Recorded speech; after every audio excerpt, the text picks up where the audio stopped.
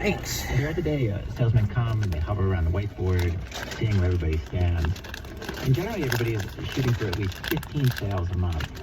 At 15 sales, your commission for the next month jumps from 20% to 30%. Mid-level salesmen here at Town & Country make around $60,000 a year.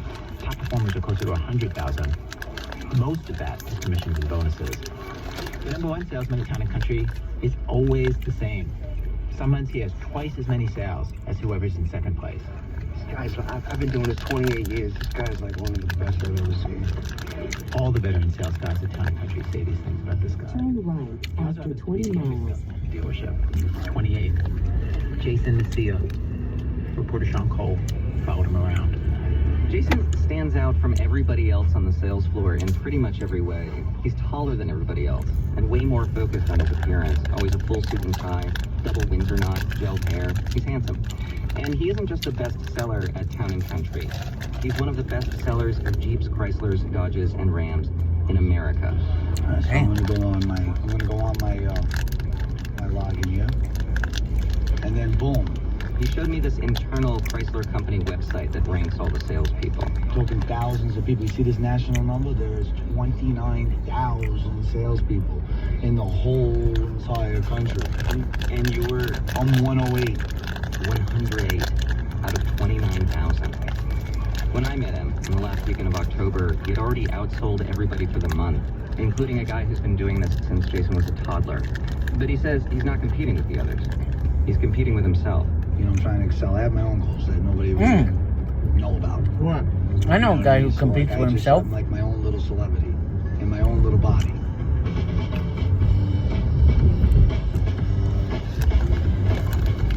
As we're sitting there talking, he pulls out a piece of paper and starts writing down everything he's saying as he says it. He always does this. I have 10 pages of notes from this interview. His notes. So, most of the salespeople at Town & Country are shooting for 15 to 20 sales in a month. That's considered a solid performance. And Jason is not satisfied with a solid performance. There's a number that I really want to hit. He writes down that number and circles it, and then moves on. And I would love to just achieve, I've achieved 30 cars several times. Writes down 30, underlined, several. That is 30 cars a month. All right, so I've done that enough to say I can do it. You know, now I'm trickling. Writes down 30 plus sign. 30 plus. For October, hoping to finish the month in the mid-30s somewhere. But Jason's own personal Olympic goal? Say what this number is that you wrote. This is 40. 40 is a big number. You know what I mean? If you could hit 40 cars, that's more than a car per day. That's sick. That's crazy. Especially when you're selling cars. You know what I mean? It's not like I'm selling suits. What took me a while to understand is how Jason sells so many cars, or what he's doing differently than everybody else.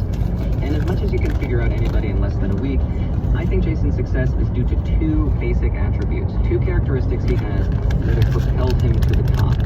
So I'll go through those now. Number one, constructive delusion.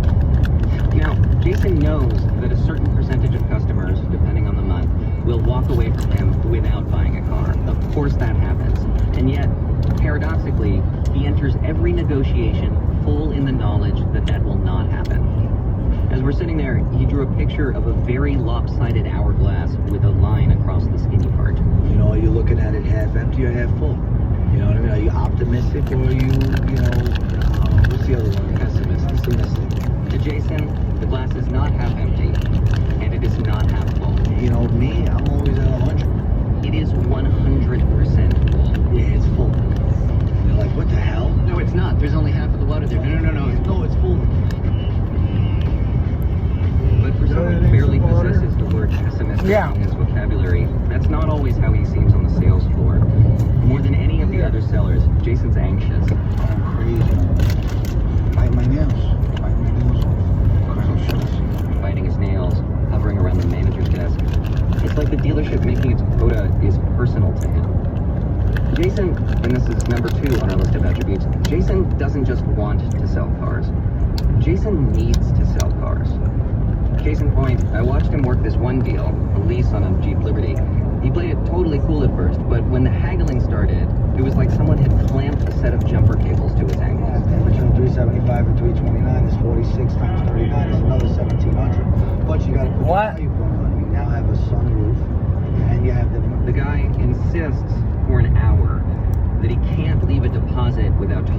wife. And then he leaves a deposit. Jason wins. I really like it. I really do.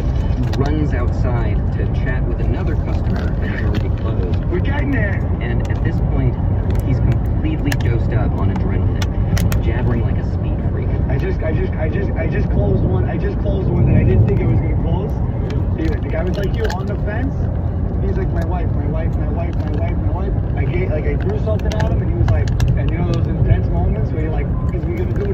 And we did it. So excited. It doesn't matter how many cars you do. It's like the first deal of your life. 2 hours later, he's already crashed. It's like that deal never happened. Oh, I'm struggling right now to get these deals out, man. I'm really strapped. I feel like I told you, I'm back in that feeling, I'm back in that grind again. I feel like I need another 10 cars. The high is fleeting. I'm ready for the next one. You're ready for the next one.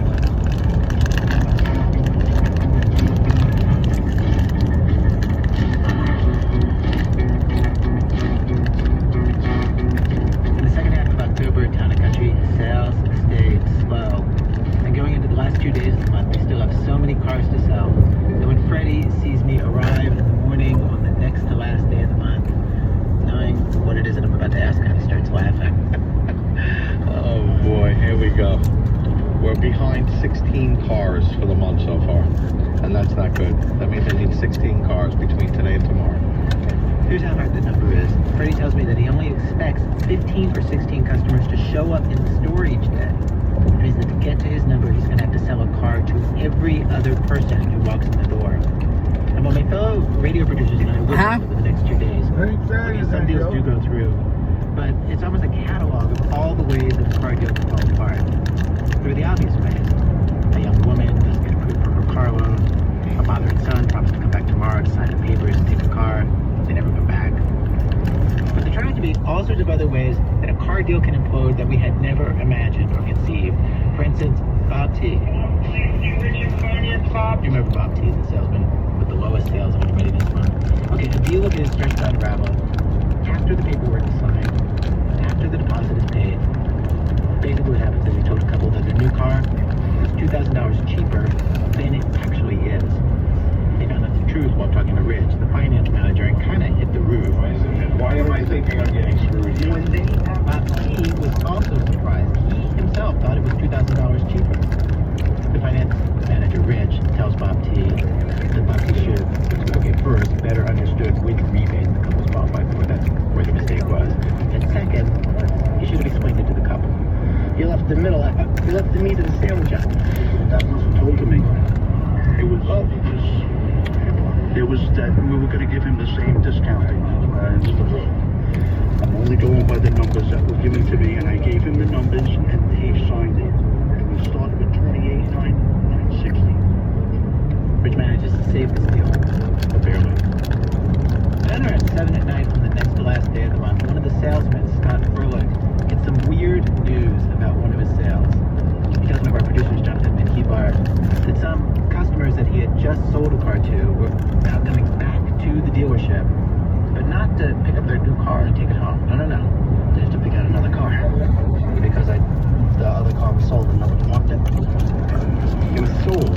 Yep, that's right. I accidentally sold the same car twice to 2 different customers. Here's what happened. Scott had sold a red Jeep Grand Cherokee to this customer, this guy who came in with his dad. They left a deposit. But another salesman, Mike Lester, everybody calls him Mike L, had already sold that same car the day before. The customer hadn't picked up the car yet, and the little magnetic chip that they used to keep track of the sales, the one for this car, nobody had put it on the whiteboard in Freddie's office, the board that keeps track of who sold what. Scott is not happy. I want a drink. You're welcome to come over, bro. Right. Or maybe this does a better job capturing his mood. God, I want to shoot something. An hour later, the customer is back on the lot with his dad. And Scott walks up to him, and maybe this is the time to tell you that Scott moonlights as a mortician, which means he's used to handling all kinds of situations with customers. And so even though he did absolutely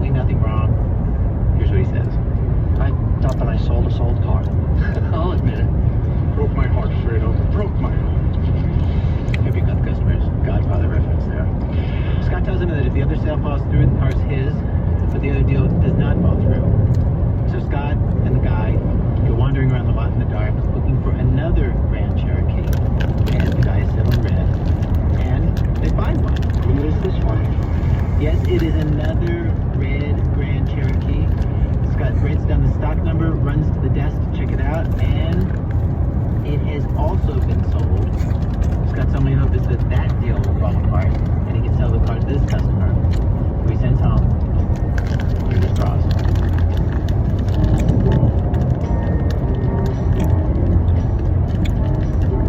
The night, however, is still not over. And around 7:45 that night, something happens at the desk that really, really ticks off the manager, Sal. The amount of stupidity that just happened far exceeds anything I have ever experienced in the car business. Okay, here's the short version. Stephen Brown, computer engineer from New Jersey, is coming to finalize a deal with a new Dodge Challenger. Sal greets him. How you doing? All right. Stephen is Lori's customer, one woman on the sales team. But Lori is out sick. Stephen tells Sal that she texted him that somebody else was going to be taking care of the deal. No, she just sent a text message about, I can for a few minutes. If you want, you can grab a seat in the waiting area over there. Stephen sits down. Sal gets Lori on the phone. I have a customer of yours here says someone else is supposed to take care of him. Who's supposed to take care of him? All right, good. Mike Lester's gone for the night, so now what do I do? Well, he's gone too. Sal mentions Scotty, but he's not around. Peter's around, but he's working another deal. And then, you know how in every shop of every kind, everywhere, there's that one team-playing, late-staying, extra go-gettery kid you can turn to who always helps clean up whatever weirdo mess just erupted 1 hour before closing? Yeah. In this case, that would happen to be Jason, what are you doing right now? Jason comes over to the podium. Sean Cole, who is trailing Jason, picks up the story from here. So Jason comes over to the desk, and Sal explains what's going on. Here's the rundown. You ready? This is Lori's customer. The customer came in to see Lori. Lori's not here today, so she set it up with Mike Lester. Mike Lester went home. Mike Perez knew about the deal. Mike Perez went home. TK's the finance manager on a deal. He's off today.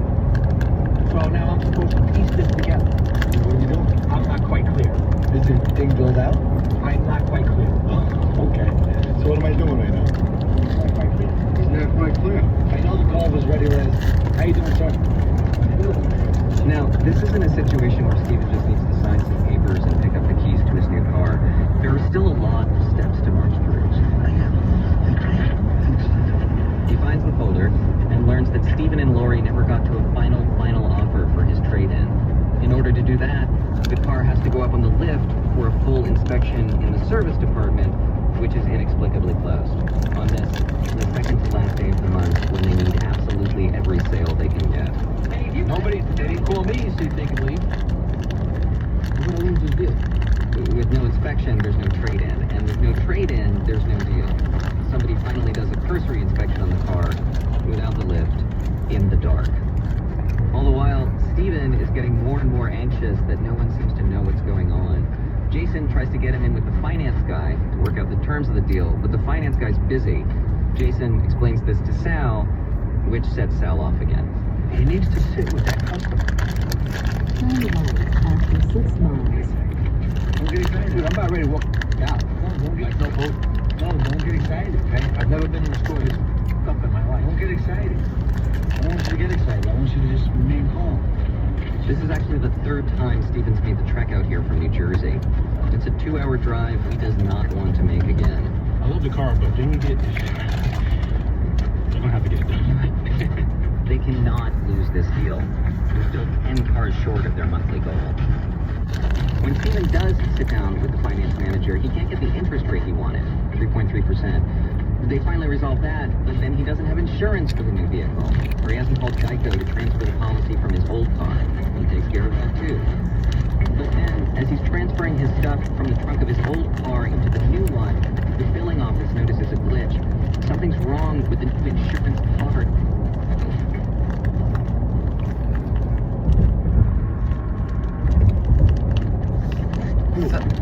Somebody's fucked.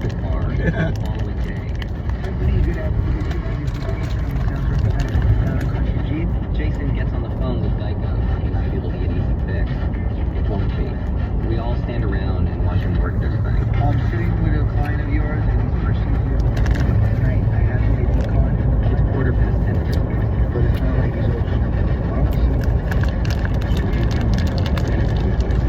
And we gotta try to make it sound like we can. Finally, Tiffany comes through. Oh my God.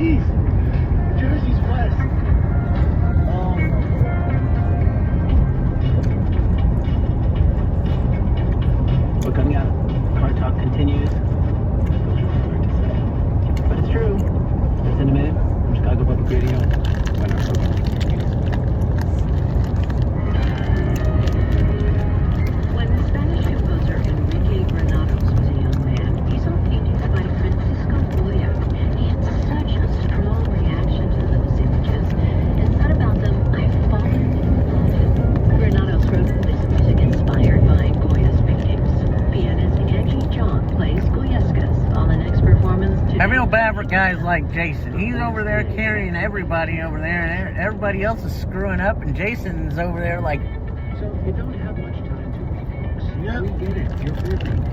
that's the way it goes, right? Time by listening to or watching Narrative Edge, SGPB's podcast and YouTube series featuring Georgia authors and Georgia stories. I'm Orlando Montoya, and I'm Peter Biello. About twice a month, we talk about a book and what gives it the Narrative Edge. Stream Narrative Edge on your preferred podcast app or watch us on YouTube.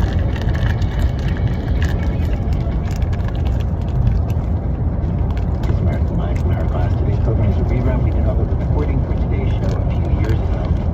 Today in our program, we watch one dealership, just one, on Long Island, Town and Country Jeep Chrysler Dodge Ram, is what it's called, as they try to make their sales goal of 129 cars for the month. So it's 9:15 in the morning on the 31st. How many cars you gotta get? 9. That's Brady, the general manager here. 9 more. And what do you have to say about that?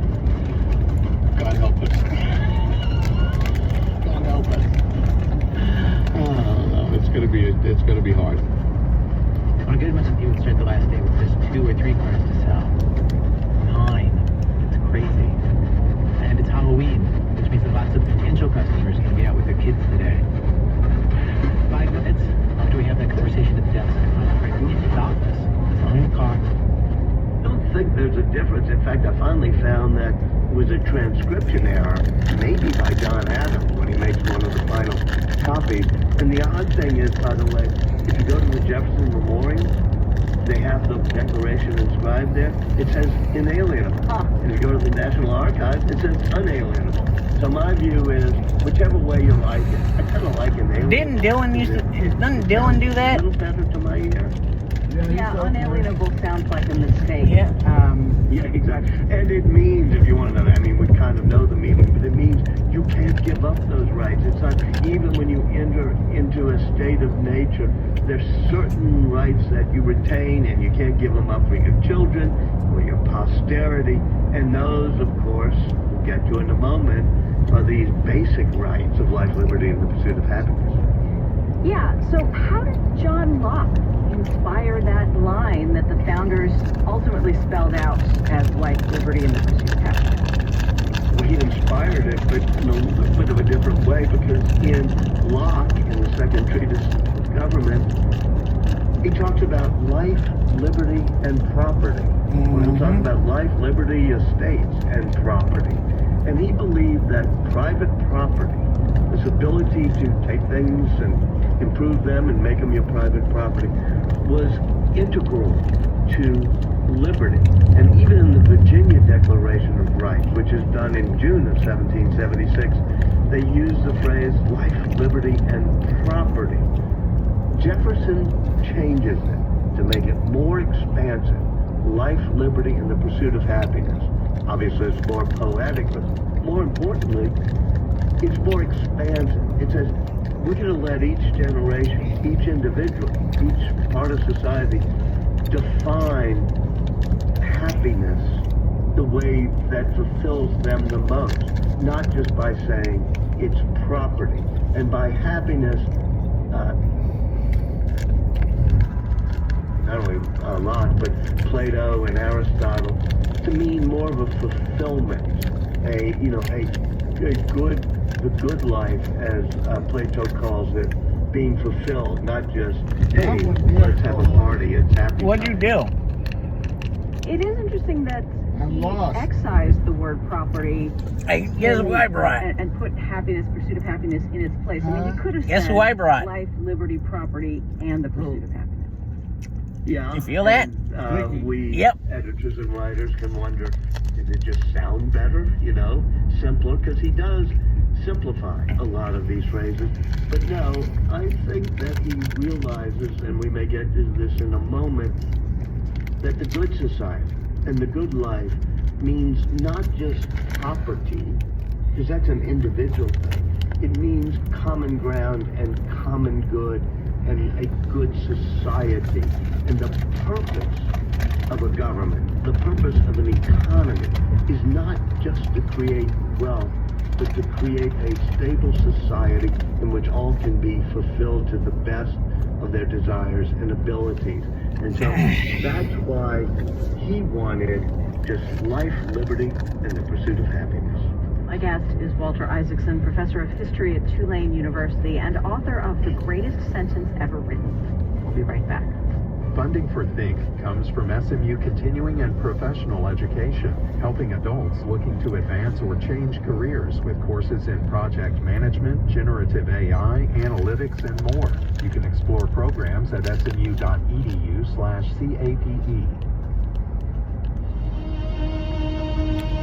I'm Peter O'Dowd. Russia is throwing cold water on the latest effort to end the war in Ukraine.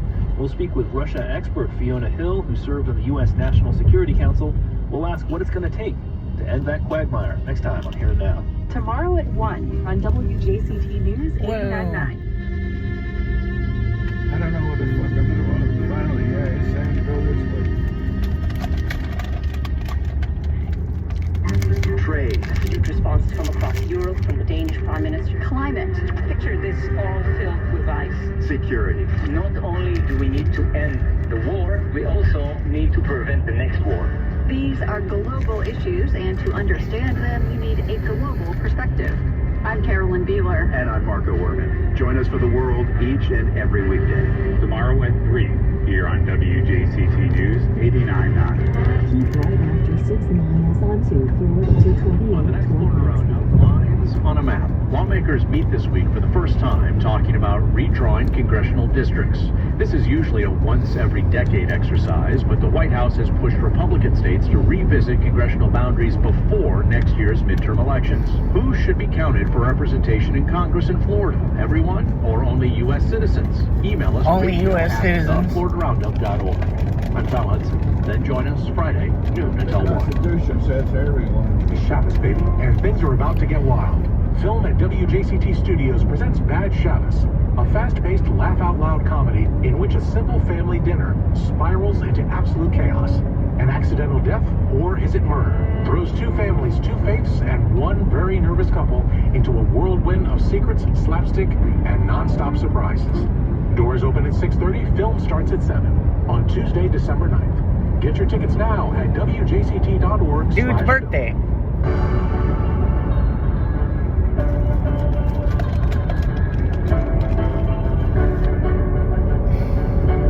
You're listening to Think. I'm Chris Boyd. Today we are examining the second sentence of the Declaration of Independence, the one that starts, "We hold these truths to be self-evident." Our guide for this conversation is a historian and journalist, Walter Isaacson, who's currently professor of history at Tulane University. Can you put it louder? Because this is interesting. We are, as you mentioned, Walter, living through a particularly fractious moment in our history, or at least it feels that way. It can be easy to overlook how radical it was that this country was created to be bound not by religious belief or by ancestry, but by commonly held values. I wonder, before we talk about what those values were, if you can speak to how the Old English notion of the commons might have played into that. It's such a wonderful concept, because we sometimes talk about the commons. I went to school up in Boston, and you see the Boston Common or the Cambridge Common, and you think of a nice little park. But what it was in the era of John Locke, in that period, most land was owned by the aristocracy. But they put aside parcels of land, and the way John Locke put it, things that were enough and as good should be left in common. And that was where the commoners, and yes, that's where the word commoners comes from, could graze their sheep, or plant their gardens, or even bury their dead. And so the concept of common ground is very important back then, because you had great disparities of wealth, in landowning aristocracies. But in order to keep everybody feeling that they had a stake in the survival of society and peace of society, having the commons made everybody feel, okay, I still am able to benefit from this system. I'm not going to overthrow the system. So the commons had a very moral reason for existing, which is we don't want some people to starve to death just because everybody owns the land. But it also had a practical reason to exist, which is we want stability rather than people picking up their pitchforks and trying to destroy everything. And the commons helps to do it. What becomes interesting is our founders, particularly Franklin and Jefferson and others, for them, the commons shouldn't just be about land. They put goods and services and things that benefit into the commons. Most notably, Franklin forms a library so that everybody can have in common the right to read books, and says it makes our commoners as educated as the aristocracy in England. They believe that schools should be in the common, so they create an Academy for the Education of Youth. They believed even healthcare, we debate that a whole time. They do a public-private partnership in Philadelphia so that healthcare becomes part of what we would call this common ground. Police protection, the militia, even a revolving loan fund for young entrepreneurs, and a fund for widows and orphans, like Social Security might be. And so those were the tangible benefits that they put into the common, as well as the common ground on which people could graze their herds. How is it possible that that notion of common good Turn right at exit 336 onto Florida State Road 228 toward Maxwell. in this society? You know, Tocqueville, who I think is the most quoted writer and least read writer about America, talked about that tension. He said it was strange, it was odd, it was contradictory that this is a land of rugged individuals, but they like to understand the value of the commons. They form associations. I don't think it's a contradiction, and Ben Franklin wouldn't have thought so.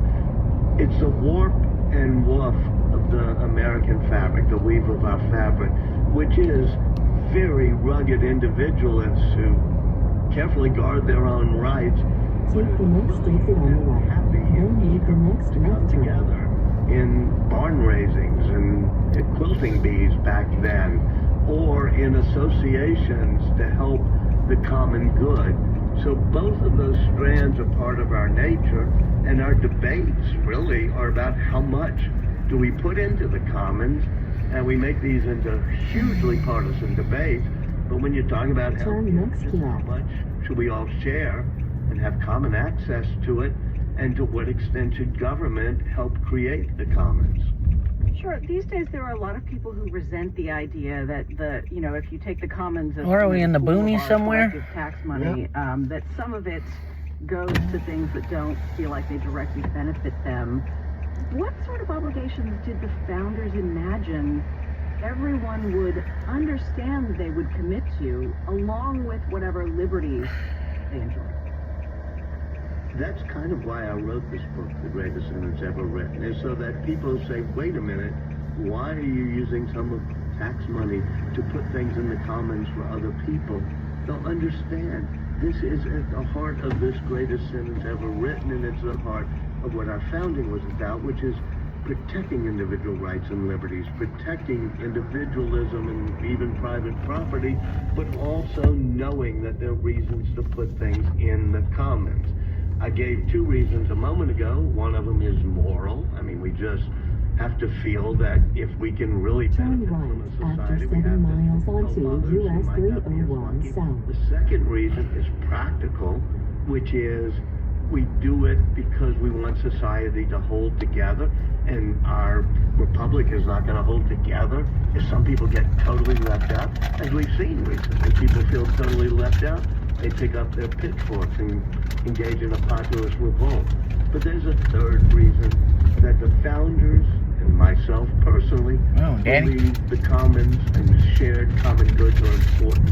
And that's what I call the American dream, or what many have called the American dream, which is the hope, the belief that every new generation can end up even being better off than their parents, and that every kid can have the opportunity to do even better than their parents did. And for most of American history, up until recently, that was true. And it was true because of what we put into this common ground. Everybody got the opportunity, eventually, for an education. We had to keep expanding that. People had the opportunity, maybe to have enough safe streets, safe schools, safe health care, so that they could end up succeeding. And that was the foundation, the moral foundation, and the practical foundation of creating a land of opportunity that we call the American dream. And we're in danger, if we don't all rally around why we need to preserve that. We all tend to measure the American dream and how close we are to achieving it in economic terms. And certainly that's easier to measure than a lot of other things. But do you think that's too limited a measure by which to, ask this question of whether one generation does better than the one before? Yes.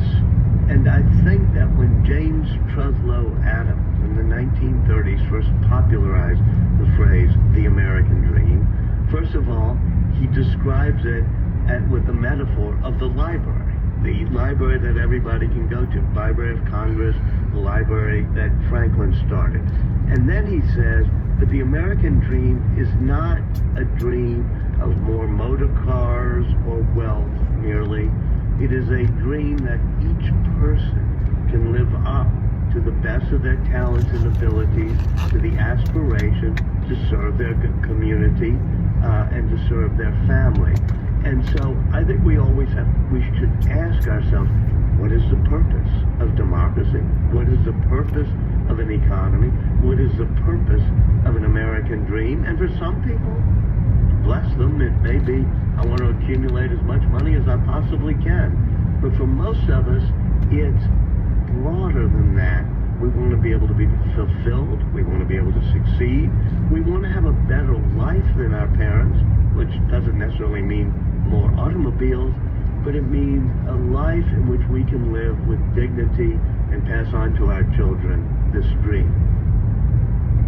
It feels in modern politics like the purpose of democracy is winning. It's deciding which side of any particular issue has the most people willing to stand up for it.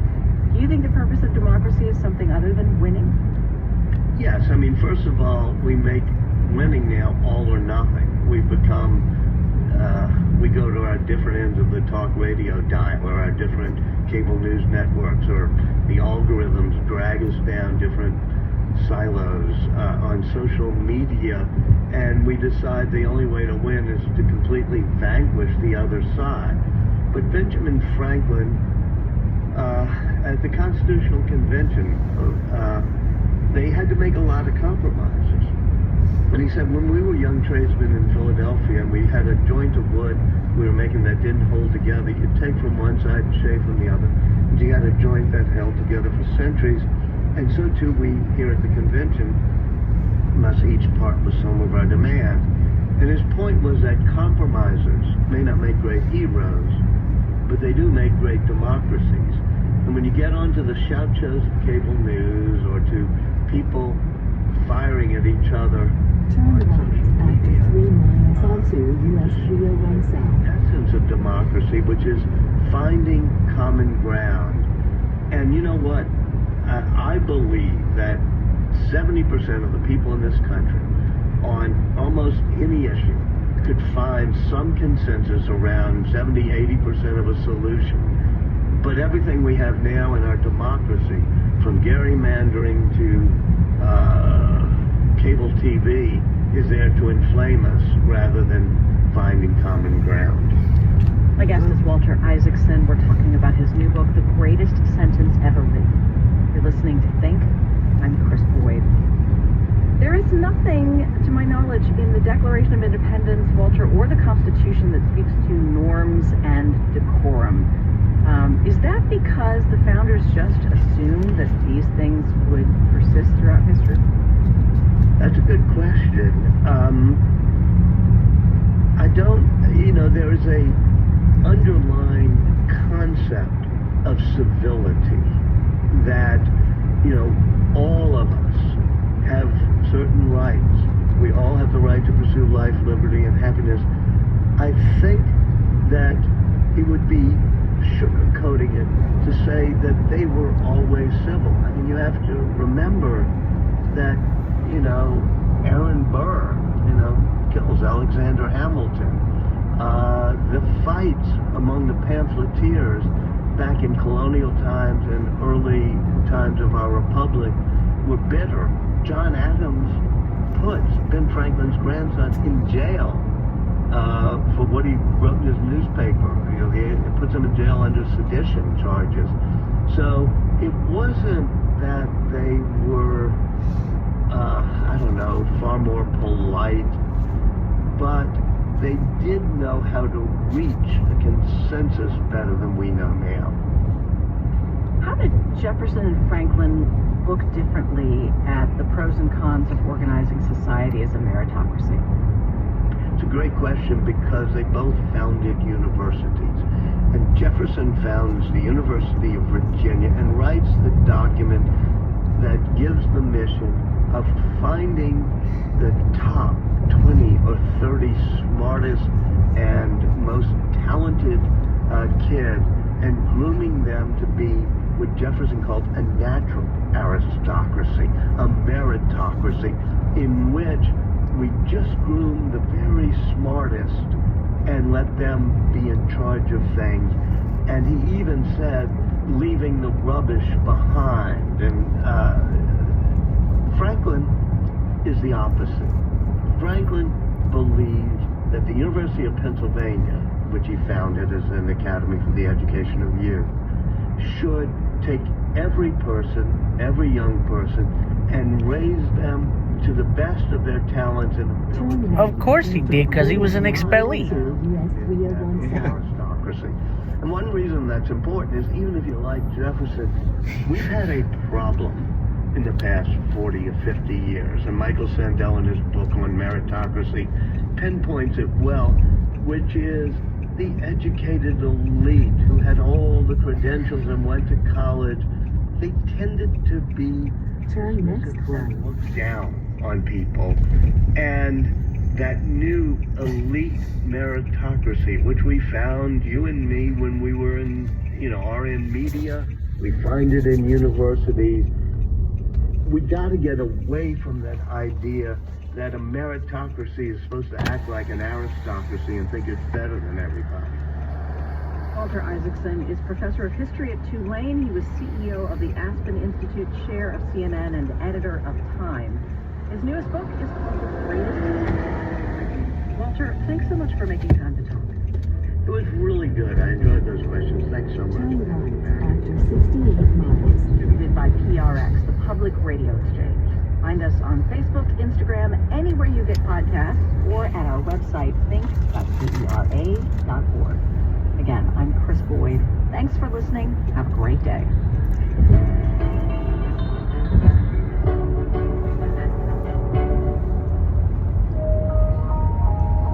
From PRX.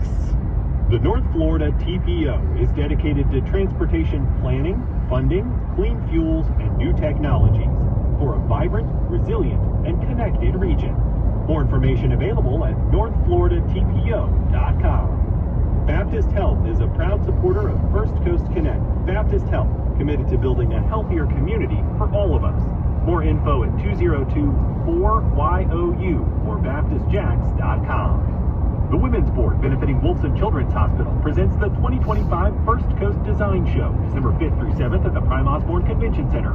Opening night gala, lectures by renowned designers, and a children's fashion show. Learn more, firstcoastdesignshow.com. Wow. The following is a broadcast of First Coast Connect that aired earlier today, so please do not call. This is WJCT News 89.9, Jacksonville, Florida. They had to put that in there because we are in Jacksonville. Now, we're outside of Jacksonville. Yeah, well, the station's in Jacksonville. Good morning. I'm Ann Schindler. On today's First Coast Connect, train tracing the historical roots of hate and resilience. We talk about the rise of anti-Semitism and the values of Judaism with local advocates and a national educator and author.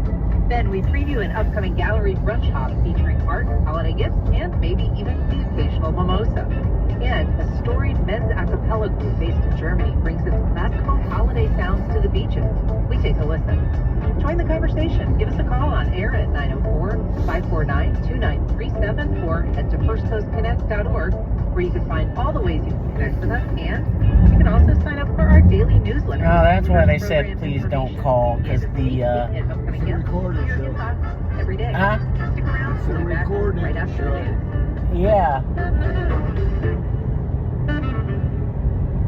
Live from NPR News in Washington, I'm Ryland Barton.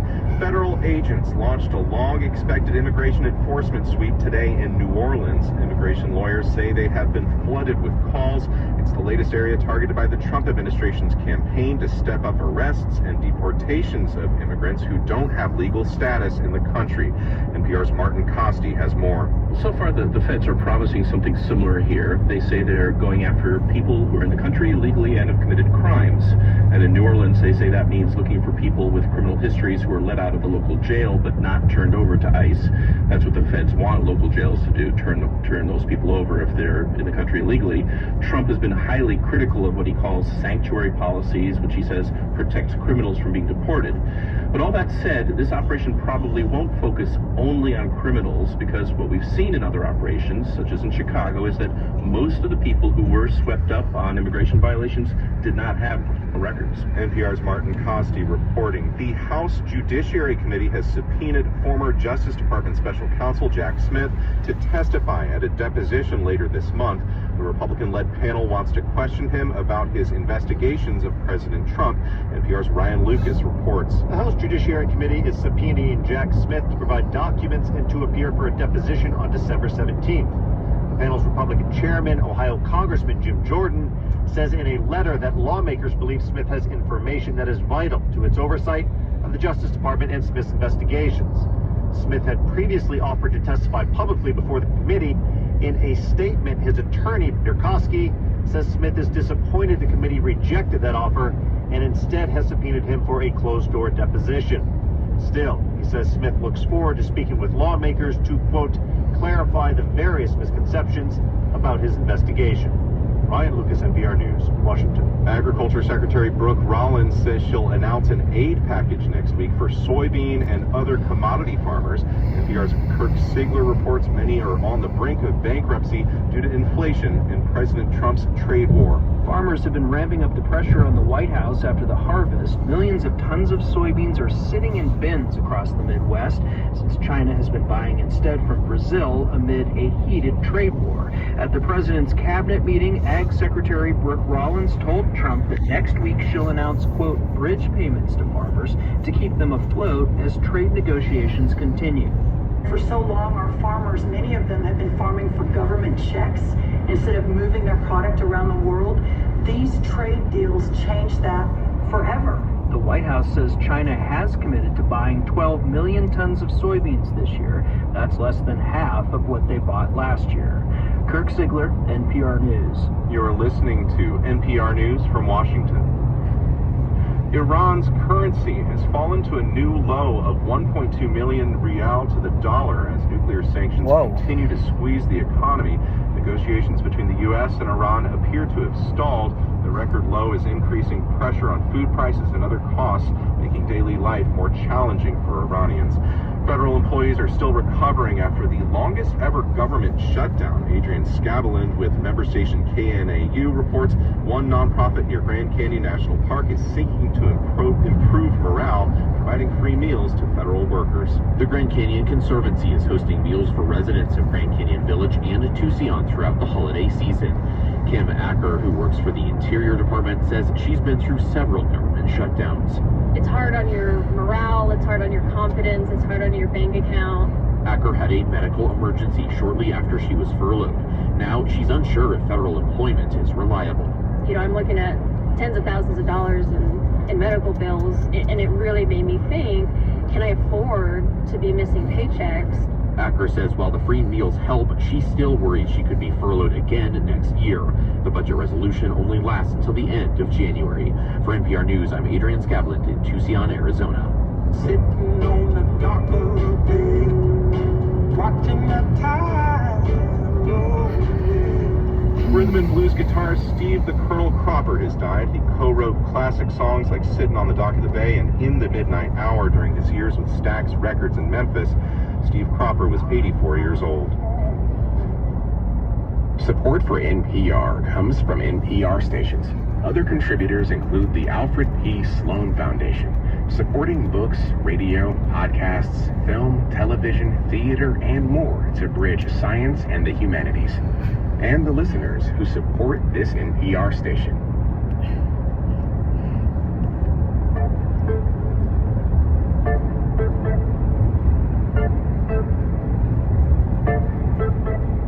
Support for First Coast Connect is provided in part by Baptist Health and North Florida TPO.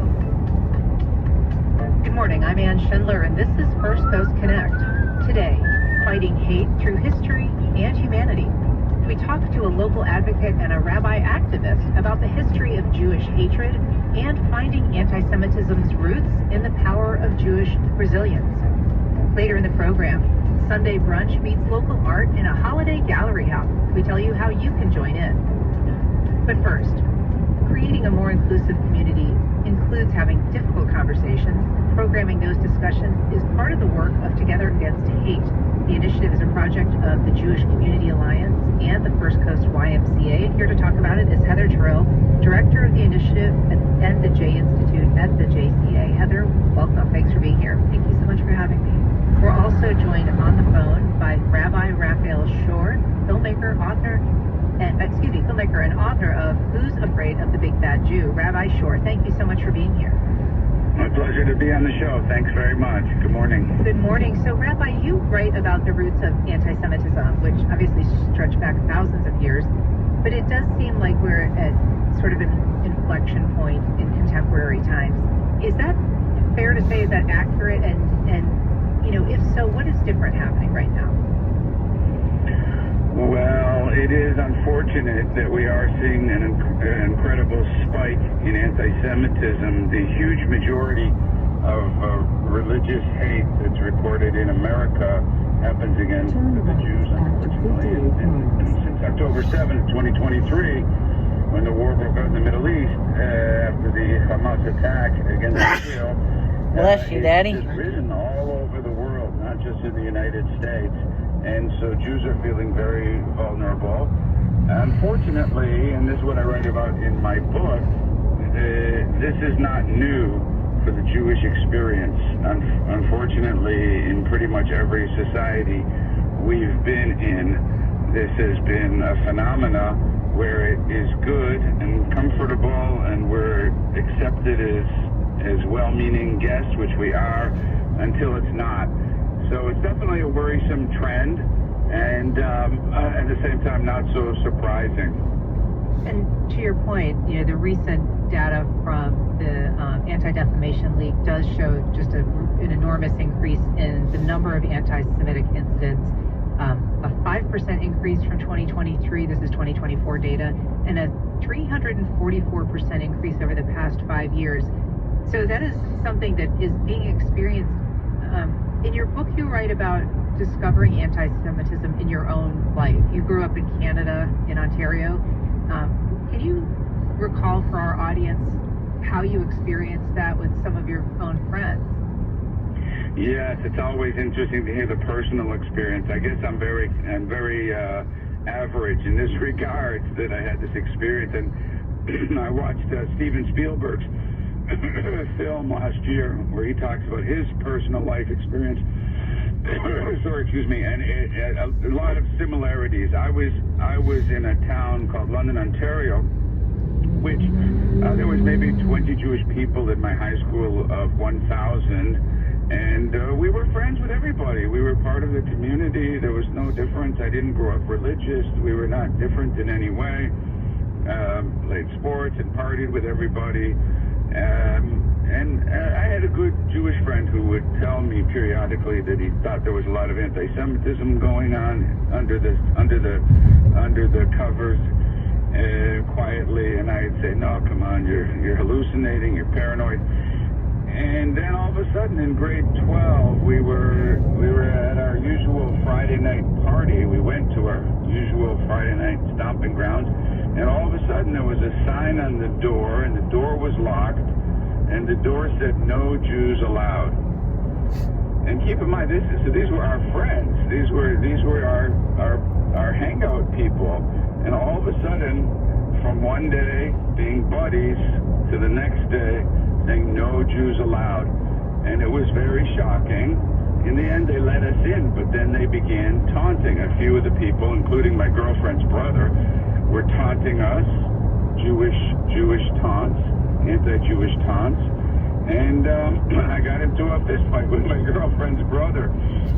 It was a shocking experience, and one that is experienced by, unfortunately, a tremendous amount of Jews, and today it's much more common. My nephew, just to do another quick anecdote, I have a nephew who went to NYU Film School, and he was there after October 7th, and all of a sudden the entire student body and the professors were all against him, and he was like, "What do I have to do this?"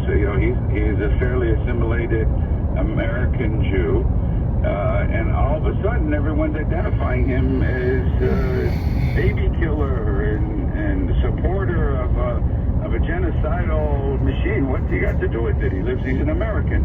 And so he was shocked. He lost most of his friends, abandoned him. They did cancel culture and all that.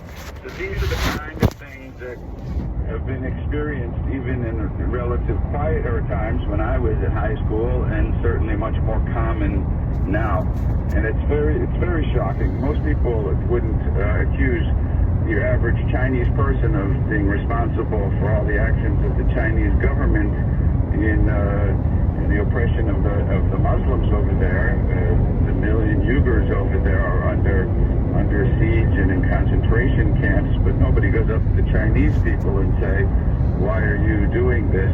But with Jewish people, somehow it's different. Heather Turrell, I want to ask you about that. We were talking a little bit before the show about how the incident of October 7th has been disruptive for people who are, Jews who are maybe traveling to Israel or thinking about it. Obviously, it's been enormously life-changing and world-changing for the people who live there. How has the conversation and creating conversations in Northeast Florida changed since then?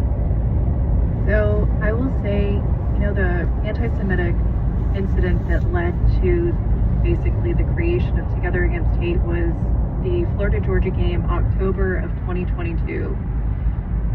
It said Kanye was right about the Jews, and literally a few weeks later there was the projection of the swastika that took place in the CSX building. Following those, my CEO at the JUCA, Adam Chaskin, had run into Eric Mann, and who is the CEO of First Coast YMCA, and they're old buddies, and so they were talking like, what can we do? I don't, they felt helpless, but they wanted to make change. And so they got our teams together that December, and we started talking about ideas that we could do. And, that basically that's where it was all born, was around a big conference table. So we started talking about these ideas of all these different forms of hatred, and how they all are so similar, and they stem from the same thing, and it's usually a lack of knowledge. And fast forward, these conversations were so important then, but October 7th happened, and I have to say, for me personally, it was a huge shift, because what felt important became a responsibility. It felt like these conversations need to happen regularly, within our own community and outside of the larger community, and, figuring out how to access people and how to get people to have healthy conversations and dialogue, to be able to understand, that differences are good, and there's a lot to be learned from each culture. And October 7th really shifted everything. And for me personally, it became, like I said, a responsibility, not just something that I feel passionate about, but it feels like something that if we don't do this now, what's next? Because of the way that the climate is and how things are shifting. Sure. And so, I mean, to your timetable, this was a conversation that grew out of very local and very prominent examples of anti-Semitic remarks that were being made, in fact, projected on buildings. And they got national attention because of the fact that they occurred in the forums that they did. But this was happening, obviously, well before October 7th. Yes. And so there was urgency then. And what does that tell us about what was happening already? Were you seeing these signs and a resurgence that was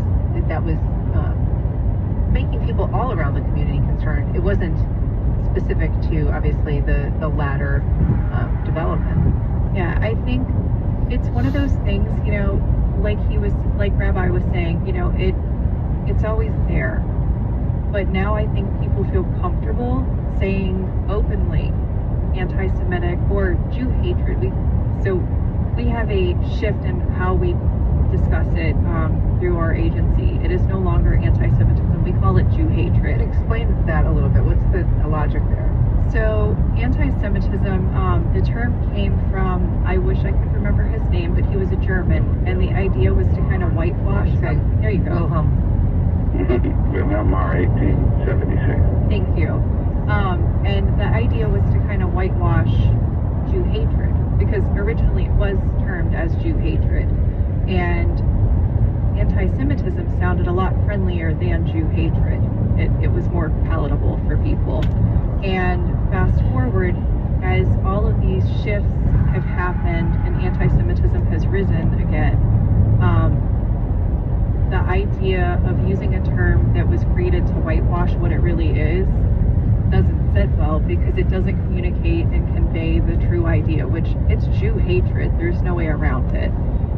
And so for us to effectively communicate what it is, we use the term Jew hatred. And I was recently in an intensive about anti-Semitism, and they were discussing that the demographic was 18 to 34-year-olds. Over 50% had never heard the term anti-Semitism or didn't know what it means.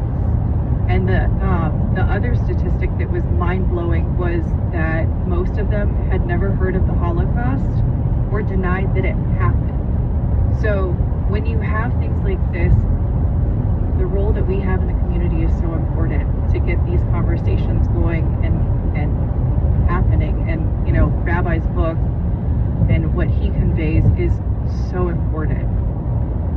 Rabbi Shore, I want to ask you about the kind of conversations that you have when you travel around, and the reception of your book, and how the events of October 7th have changed those conversations, because there is obviously a lot more awareness right now about the political situation in Israel vis-a-vis Gaza and the Palestinians, and there is a lot more conversation about the role of Israel, the justification for Israel's existence, and those conversations are very political, and they can also be very anti-Semitic and anti-Jewish.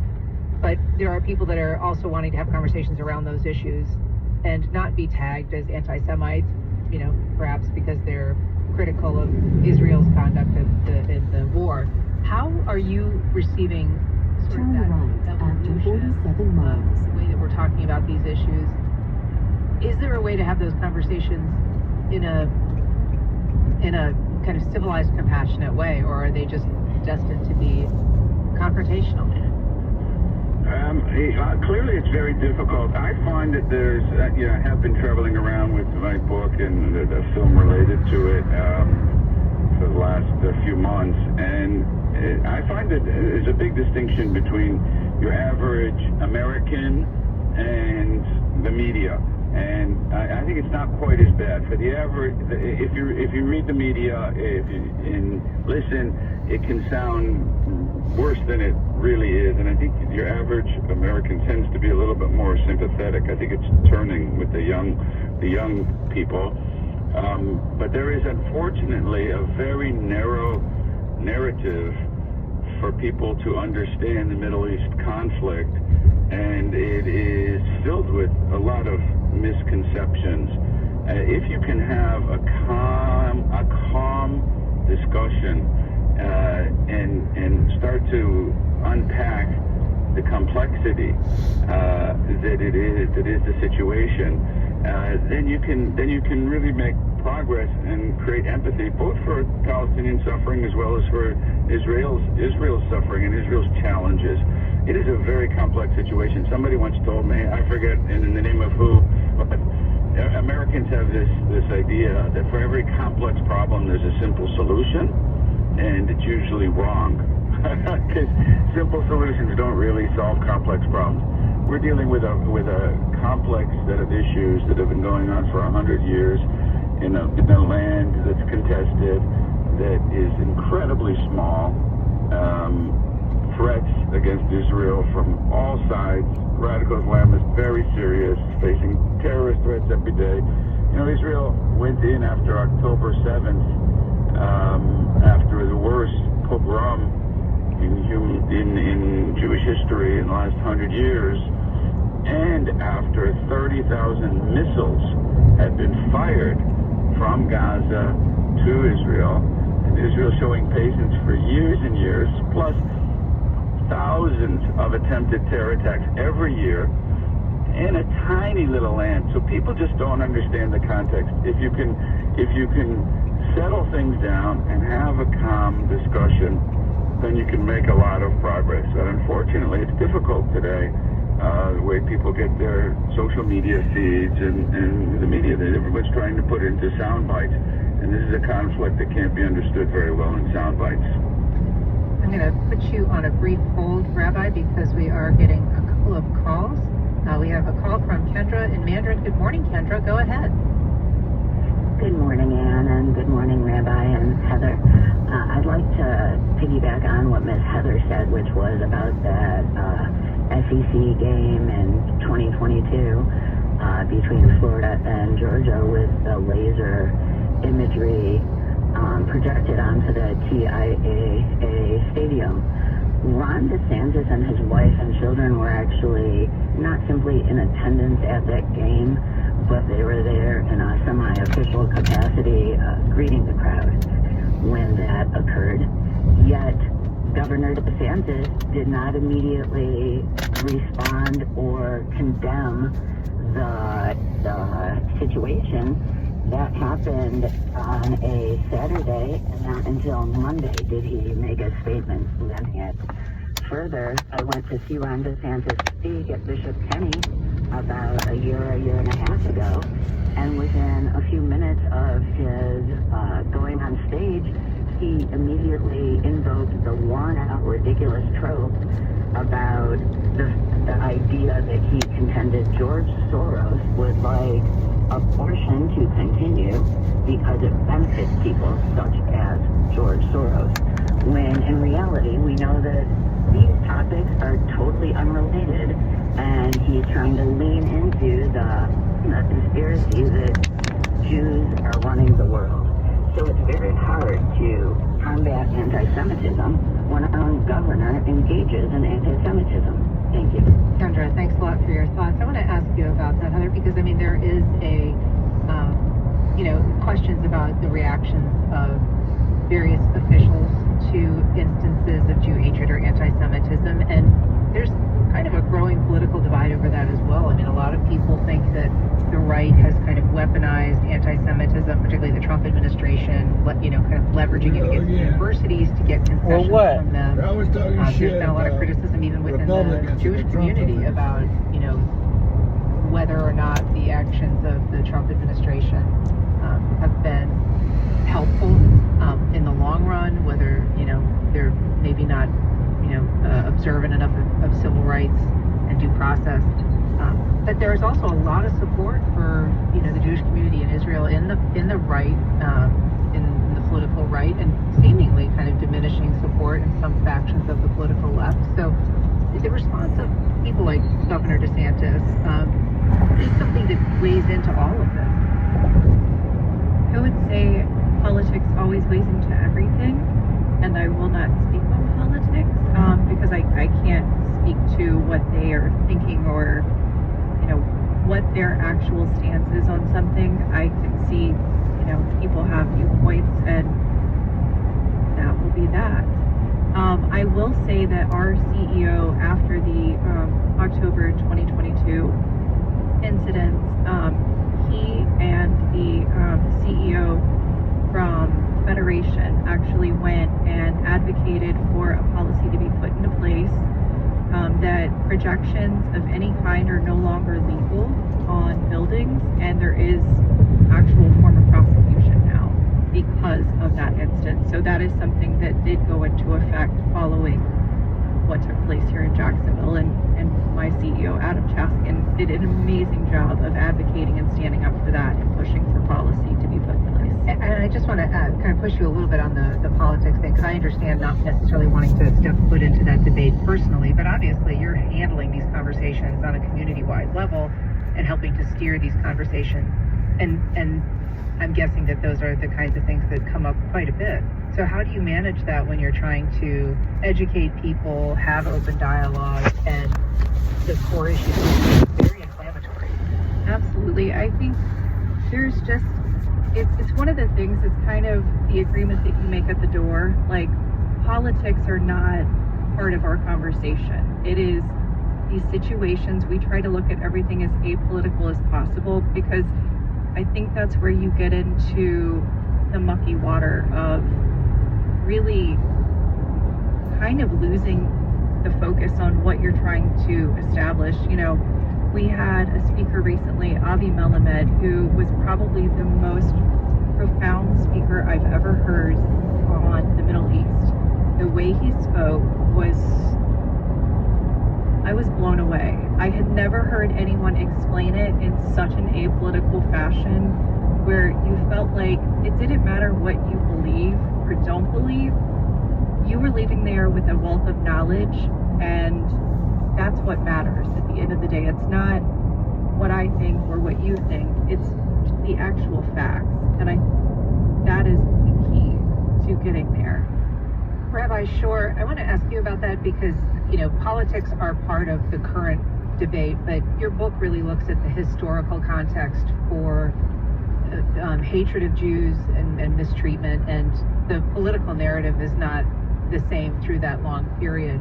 And so you really look at, you know, how this persistent generational hatred is rooted, your theory is rooted in kind of a fundamental, like, attributes of the Jewish people, and the resilience that they've shown, but also their strength and their what they stand for. Can you explain a little bit about how you think the foundational structure of Jewish people is something that has become a target? Yes, it's very interesting, and so it's not, anti-Semitism is not a right-wing or left-wing issue. Unfortunately, throughout history, we have experienced massive Jew hatred from both the right and the left. I think that what's going on today is a good reflection on what I talk about in the book, is that ultimately Jew hatred is a values clash. And it's talked about also. George Gilder, who is a non-Jewish economist, wrote a book called The Israel Test. And the point is that anti-Semitism, it's been in every single society where Jews have been. So it's universal, it's persistent, and the intensity of it, it's never just a little I hate Jews comment. It comes to killing and even genocide so frequently that it's bizarre. So we need to go deeper. This is not the usual scapegoat type of situation. And what I talk about is that ultimately when a society is open and a meritocracy based, and you could say holding on to open Judeo-Christian values, love your neighbor, peace on earth, classical liberal values that really come from, sourced in the Bible originally, but have been adopted by America, by Western civilization. And when a society is like that, you will find them to be open to the Jewish people, and they're very respectful, and it becomes a mutually beneficial relationship. And that's how it was pretty much for the last 50 years in America. When a society starts to lose hold of those open, classically liberal values, then, and the society starts to lose its moral bearings, then it becomes difficult for the Jews. And that's why totalitarian societies in Nazi Germany and communist Russia and Cuba and Venezuela and the radical Islamic countries, these are closed totalitarian societies. They are always going to be anti-Semitic. So this is the fundamental issue. The fact that we see a rise in Jew hatred in America today, therefore, is a bad sign, not just for the Jews, but for America. The Jews are the canary in the coal mine, and what starts with the Jews never ends with the Jews. In the Holocaust, Hitler came after the Jewish people to destroy us. 6 million Jews were murdered, but 60-70 million people were killed in the whole world because the world didn't stand up fast enough to fight the values. I talk in my book about how Hitler was fighting an ideological war. He was very clear that he was trying to destroy Judaism and Christianity and the values that had spread through Western civilization. So it's a new look. I call it a fresh new look at the oldest hatred. And I think it's important for us to deepen our conversation about the meaning of Jew hatred, because it is very relevant, as I say, not just for Jews, but for all good Americans. Thanks, Rabbi. I'm going to put you on hold once again. We are talking about understanding the roots of anti-Semitism. You can join the conversation on air by calling 904-549-2937, or you can go to firstcoastconnect.com to find all the ways that you can connect with us. Got a call from Susan in Fruit Cove. Good morning, Susan. Go ahead. Good morning, and thank you so much for taking my call. I just recalled when you were talking about the event that occurred with the negative stuff on the wall that was during the game.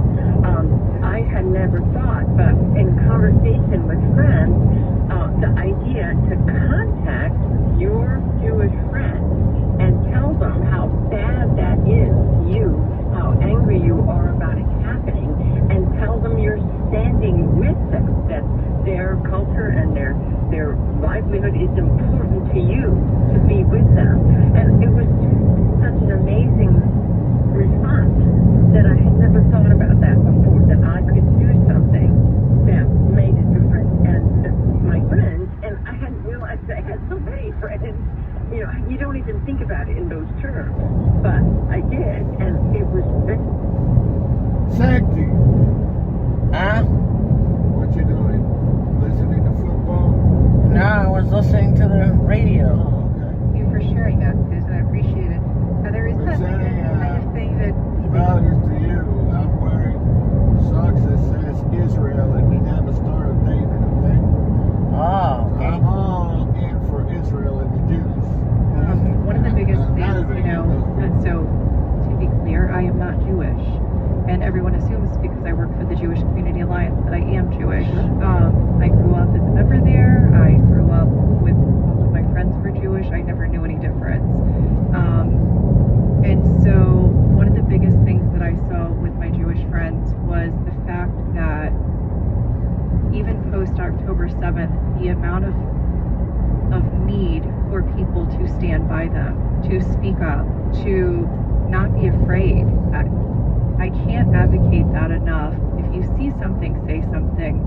Even if it's in those moments where it doesn't feel like it's big to you, people need to know that they're supported, and the Jewish community especially really needs to know if you advocate for them, tell them. It means more to them than you can possibly imagine. I had multiple friends tell me how heartbreaking it was that the world stood silent. And it's important. we have an email from Michael. He says there's much to be admired about the culture and the history of the Jews. Much to be, and in the, I'm sorry, there's something changing in my mind. There's much to be admired about the culture and the history of the Jews, and in the U.S. The U.S. Jews have made extraordinary contributions. The strain of Zionism here and elsewhere, especially Israel and Palestine, is the problem for some of us. This is not Jew hatred. We also have a text that says, is it anti-Semitism to want a two-state solution? Rabbi, I want to bring you in on that. Is it anti-Semitic to want a two-state solution, to believe that Palestinians have a place and that it should be where it is and that they should be free to occupy it freely? No, the answer is a clear no. To criticize Israel's policies in general is not anti-Semitic, so I'm sensitive to that discussion. At the same time, what it is naive. To think that a Palestinian state today is a solution to the problem is very naive, unfortunately, and the people will react probably strongly to that.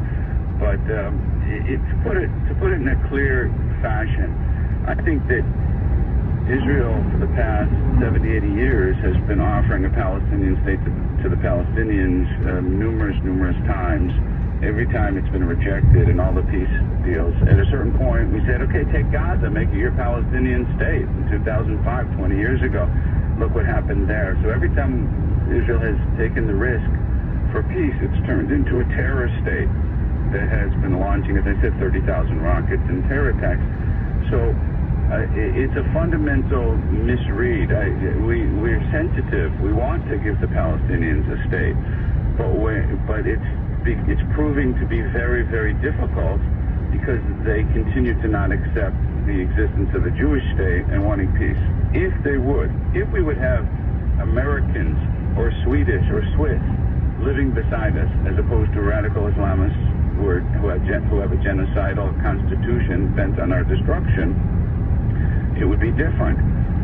The Jewish people would be supportive of a Palestinian state tomorrow in the West Bank, in half of Jerusalem, in the Gaza Strip tomorrow, if they would become a peace-loving Western liberal democracy. They are none of the above. They have the highest rates of anti-Semitism in the world. Their education system is entirely insightful for Jew hatred and terrorist promotion. They spend 20% of the budget paying terrorists a pay-to-slave program, rewarding them with monthly stipends for life according to the number of Jews they're killed. There's a death penalty to sell land to Jews. People just don't understand the complexities of facing a radical Islamic state. When America faced ISIS and the Muslim Brotherhood and Al-Qaeda, people understood the type of enemy they're dealing with. Over here, there's a simplicity to think if we just give them a piece of the land, everything will be okay. But unfortunately, that is a naive look at history. And people need to open up to the complexity of it. And we wish that we could have a peaceful Palestinian state living next to us. Unfortunately, we're not living in such a reality at this point, and we have to broaden our sense of nuance to the exact situation there. Well, Rabbi Shore, if you missed Rabbi Shore, there is an upcoming Together Against Hate event at the JCA on Thursday at Hendricks Avenue Baptist Church. And there is more information about that. There's a link on our website. Heather Terrell, thank you so much for being here. Rabbi Raphael Shore, thank you for joining us. We really appreciate this conversation. Thank you for having us. All right, thank you so much for having us. All right, up next, 12 local art studios open for a Sunday brunch time gallery hop.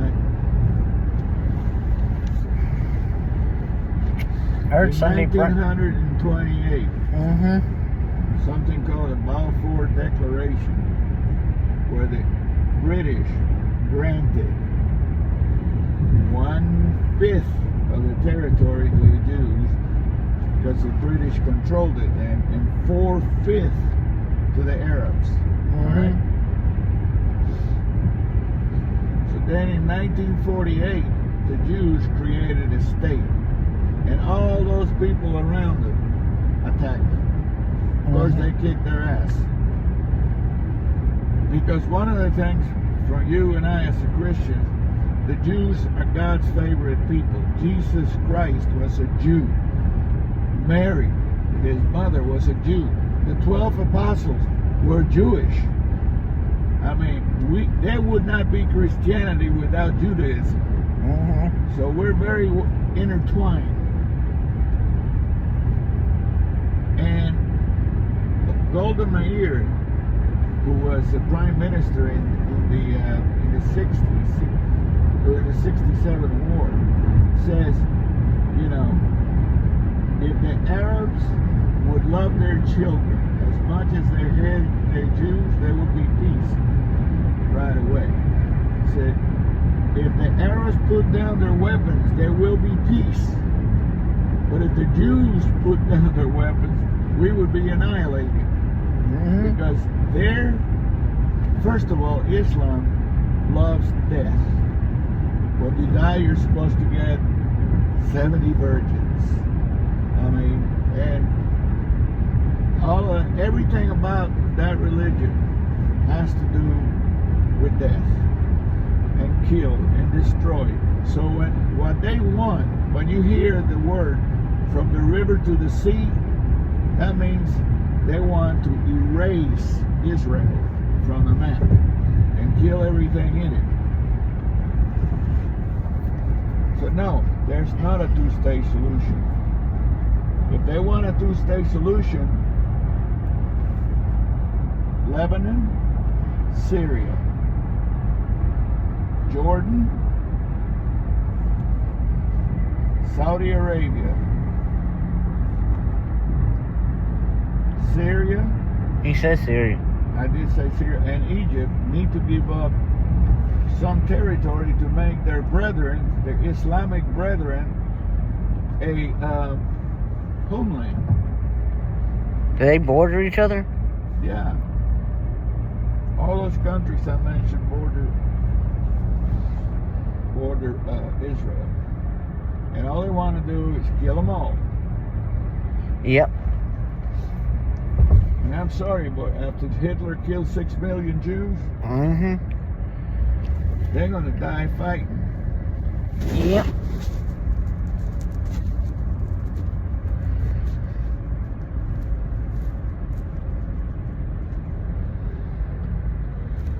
And they tried peace. They tried to assimilate to the cultures and stuff. And they got murdered. So now, here's the way. You step on my toe, I'm going to cut your damn leg off. That's what they believe in. And can you blame them? Nope. I got to call my brother, because I got to find out how in the hell he got. Oh, shit. I don't know what that is. Behind you. No, nobody's behind me. Oh, why didn't it do that? What do you mean you gotta find out how he got what?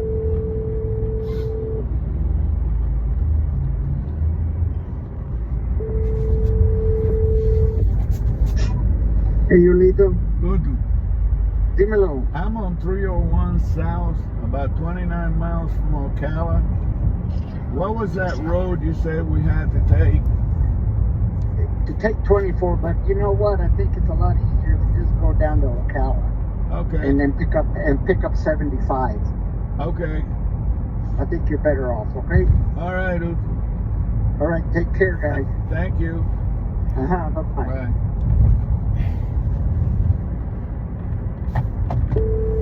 What the hell? What are you doing? This motherfucker calls people when it feels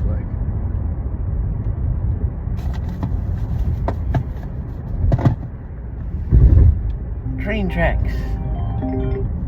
Coño, perdón, Javier. No, güey, no, tranquilo. No, yo sé que tú te acuestas a esta hora. ¿Dónde andas? Estaba hablando con Manolo y te marqué accidentalmente a 28 millas de Ocala, en la 301. Bueno, ya, ¿dónde se van a quedar? Posiblemente a media hora de Tampa o algo de eso para ir por la mañana, porque yo no me voy a aparecer a casa de Lourdes a las 11 de la noche y la vieja esa ha perdido el marido y el hijo en un mes y no. ¿Tú me entiendes? Está claro, man. entendible, claro. Sí. ¿La tienen en algún lugar visto o no? No. Ahora cuando coge la 75 y te va, hay un lugar que se llama Bartow, que está en las afueras de Tampa. Posiblemente me quede en algún lugar por ahí. Ya está. ¿Qué tú sabes de algo? ¿Tú que andabas todos estos terrenos? No, cuando yo me camino. ¿Ah? Verdad, y el tibón de Montero. Ajá, lo pagaban en tibón y ya tú sabes, ¿cómo han hecho el viaje bien? Campana, man. Ya está bien. Campana. Ya tú sabes. Dale, un abrazo entonces, cuídense. Ok, y perdona que te marqué, man. No, vamos, coño, al contrario. Si me actualizaste de ustedes. Oye, ¿qué sabe del purgatorio? Aquello está horrible. ¿No han salido las enfermedades esas todavía? No. Todavía peor. En vez de mejorar esa gente también. Eso está horrible. Horrible está aquello. Aquello está, vaya, sin palabras. Sin palabras. ¿Y la gente de nosotros cómo está? La gente, mi mamá está muy jodida. Mi ¿Sí? papá apagadito. Ahí te voy a contar. ¿Y el loco y la hermana? Ahí están. ¿Y el buey? Ahí están unos días. El buey ahí, en su mundo. Hecho mierda, pero en su mundo. Ahí tú sabes, llegando apurado todos los días a la casa. Y ahí,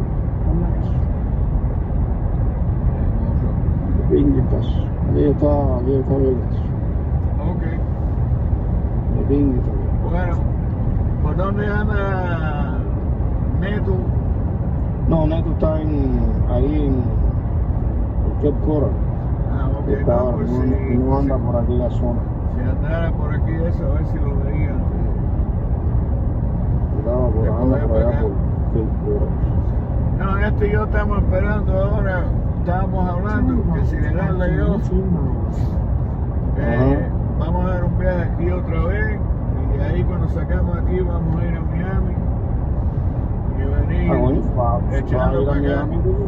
Claro, pasa por aquí no, primero voy a pasar por Clearwater y después sigo para allá, por la parte oeste del estado, sigo para allá, así que puedo parar a ver a... Si está trabajando, para que lleve un momentico de trabajo. Si no, me dicen que el restaurante está para ir a Jamaica. Ok, Candela. Dale, papá. Un abrazo entonces. Hasta luego. Bye.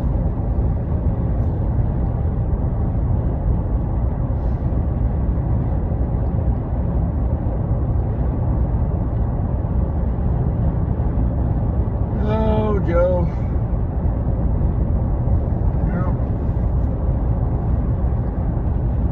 Watcher have all kinds of difference. Huh? What? Listen to this conversation.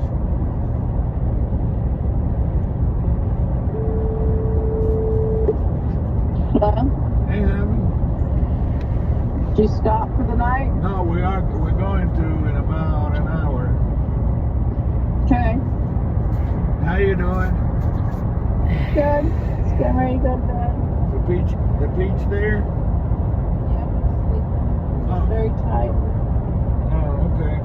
At least you're not alone. Can you talk to me a little bit? Yeah. What's the matter? No, just tell me what happened today. What? Not much. Jury duty, got there. All in my room. It was a felon with a firearm. So, I don't know. A felon with a firearm. Did he shoot anybody? I don't know. Felon. But if it's a convicted felon, they're not supposed to have firearms. I know. There are extenuating circumstances. Ah, yeah. Yes.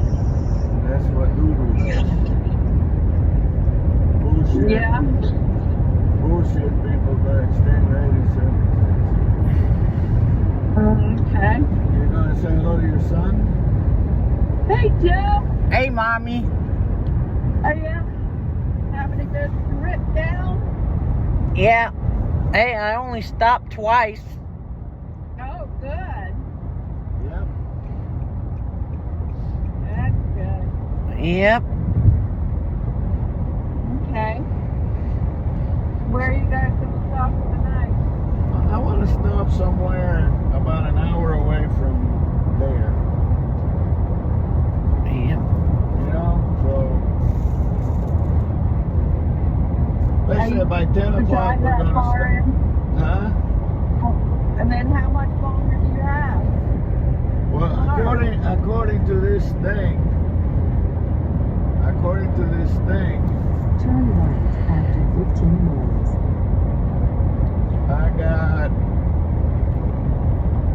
According to this thing, I got 130 miles to go. Oh, okay. That's not bad. Not bad at all. No. Okay. Not bad at all. I just wanted to talk to you, so, you know. Turn right after 4 miles. Did you tell Lourdes? Yeah, I did. I told her I'd be in the morning because I was not going to show up at her house at 11 o'clock at night. Okay. You know, that's just... Yeah. Are Kiki and Gloria already there? I didn't ask that. The last time I talked to her, it was touch and go with Kiki and Gloria. You know, they don't fly, they have to drive, so... Were they in Florida or back in Jersey? No, they were in Florida. They were still in Miami. Oh, okay. Well, that's not that far of a drive to go to your brother. You haven't seen Kiki, have you? No. Bad. Bad. Well, he always looked bad to me. He looks worse now. Yeah. He barely walks. He's got not diabetic, but he's got a wound that won't heal.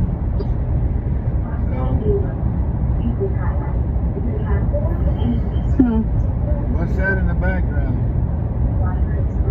Nothing. The TV is on, that's all. Okay.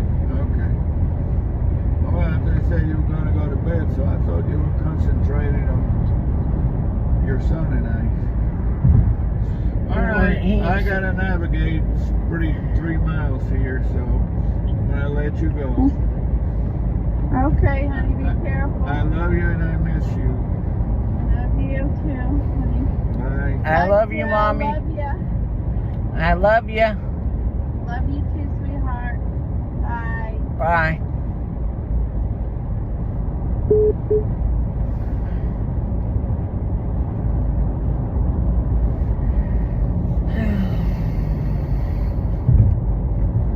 Time to leave me, Lucille.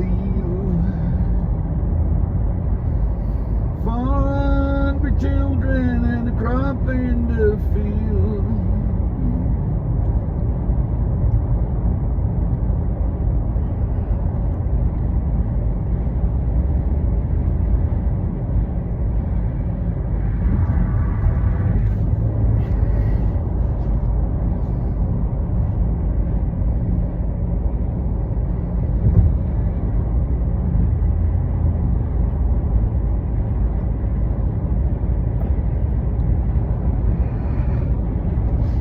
Take the fine time to leave me, Lucille.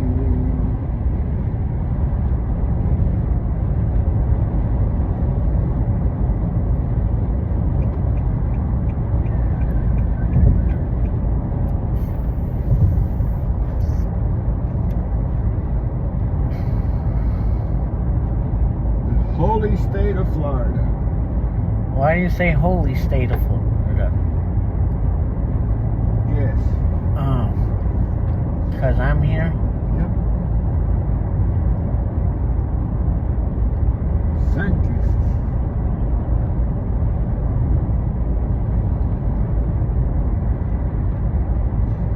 You don't really realize how much I love you, do you? What do you mean? after 3/4 of a mile and continue on US 301 South. Son, you are the greatest thing that's ever happened to me.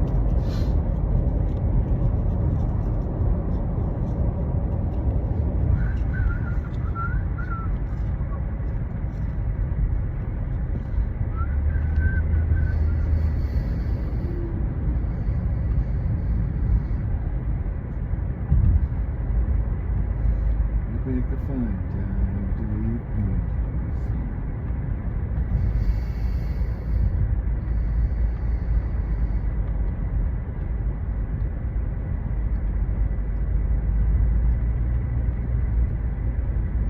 Wow, wow, wow.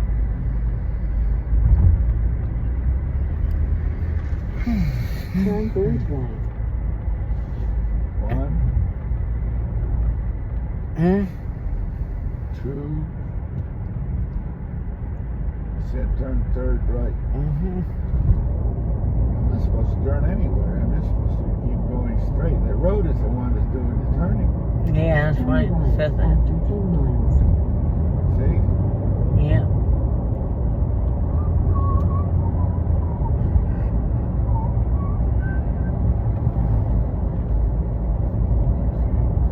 Time to leave me in mine arms. For my children and a drop in the field.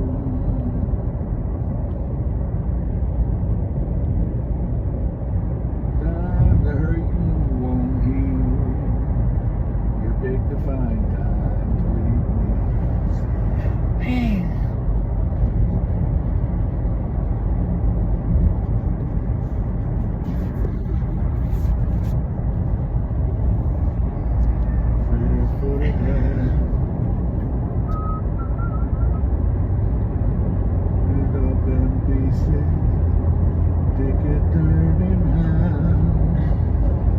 Why don't you find some football so you can talk to me about it later on?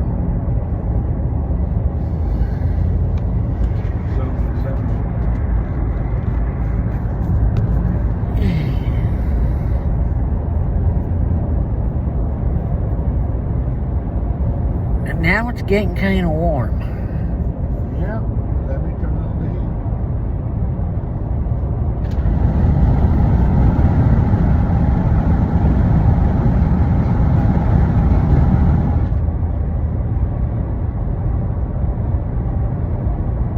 Me? Yeah. You. I wonder how cold it is in Charlotte. Well, it was 40 degrees when we were in Georgia somewhere. Well, it's 58 to 55 degrees now. Probably somewhere in the 30s. Huh? It's probably somewhere in the 30s. I was telling Mommy I'm probably going to catch a cold after Christmas because of the temperature changing back and forth and back that quick. You don't get a cold by that. That's a myth. You get a cold by smelling somebody sneeze or shaking somebody's hand that's got a cold or being in close quarters with somebody who's got a cold. You get allergies. Huh? Say that you get allergies. Yeah. Time to leave with me, Lucy. Oh, the children crop in the field. I had some bad times, some been through some sad times, but this time the hurt won't heal. I beg a fine time to leave me, Lucy.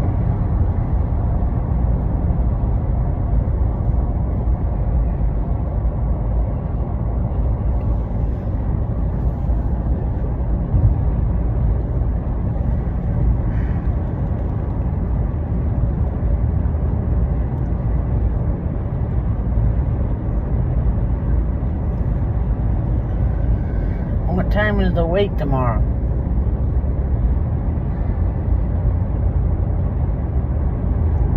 6 o'clock? Oh, okay.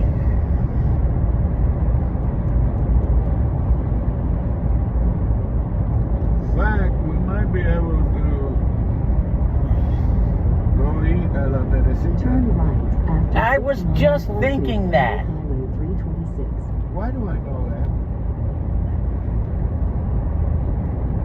Huh? Hold on. Yes. As immigration enforcement crackdowns begin in new cities, we explore the expanded role Border Patrol agents are playing far beyond the U.S.-Mexico border. Congress returns to Washington as Republicans confront a host of issues that are exposing rifts within the party, including the expected release of the Epstein files. And near the Israel-Lebanon border, farmers are caught in the conflict, despite a ceasefire between Israel's military and Hezbollah. We don't know what will become of us. We live from this land. Our lives have been destroyed.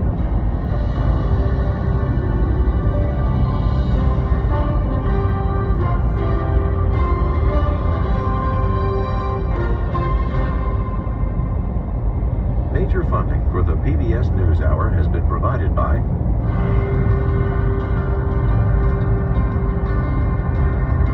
When you want to listen to PBS, they're the same shit. Vogler Foundation, upholding freedom by strengthening democracies at home and abroad. The Ford Foundation, working with visionaries on the front lines of social change worldwide. Friends of the NewsHour, including Nell, Martha, and Mary Minnow, in honor of the life and legacy of their parents, Newton and Josephine Baskin Minnow, and Julie and Robin Powell, through Fidelity Charitable. I absolutely love my job because I love the people I work with. Everyone is trying to connect on a personal level. We look out for one another. We love to see our teammates thrive. You don't have to change how you walk. You don't have to change how you talk. We can bring our authentic selves to work and do our best stuff. That's joy.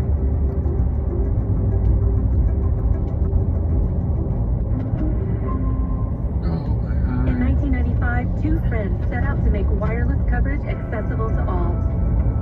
With no long-term contracts, nationwide coverage, and 100% U.S.-based customer support. Consumer Cellular. Freedom calls. And with the ongoing support of these institutions. This program was made possible by the contributions to your PBS station from viewers like you. Thank you. What? Oh, Welcome to the NewsHour. A Pentagon watchdog report has found that Defense Secretary Pete Hegseth put U.S. service members at risk when he used the Signal messaging app to discuss a military strike in Yemen earlier this year. His use of Signal came to light Still when a talking journalist about was that? accidentally added to a chat that gave sensitive real-time updates about a strike against Houthi militants. Nick Schifrin is here to walk us through what we know. So Nick, what did the Pentagon watchdog find? All they do is criticize this administration. Yeah. You never hear, yeah, they're assholes, beat, fucked up, and everything else. However, you know, the border is closed. Illegal, we're not longer dumping people in the nation. This, that, the other, you know. You're never going to hear that.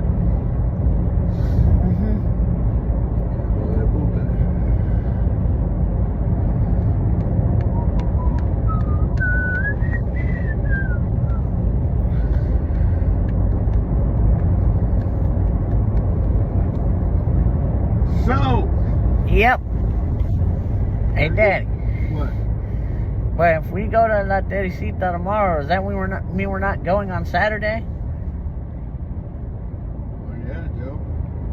Huh? Maybe we'll take the Aludas out to lunch and then leave.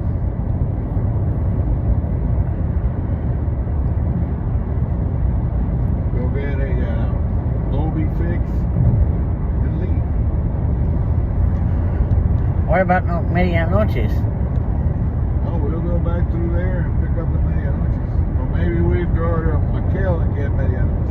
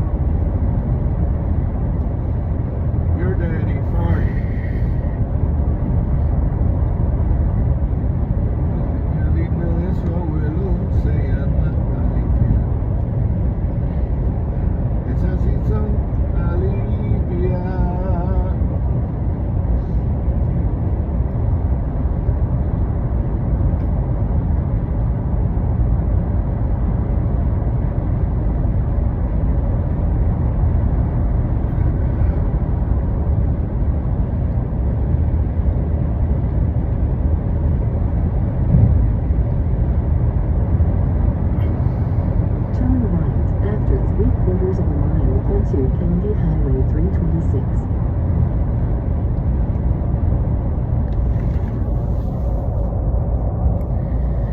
I love you, Daddy.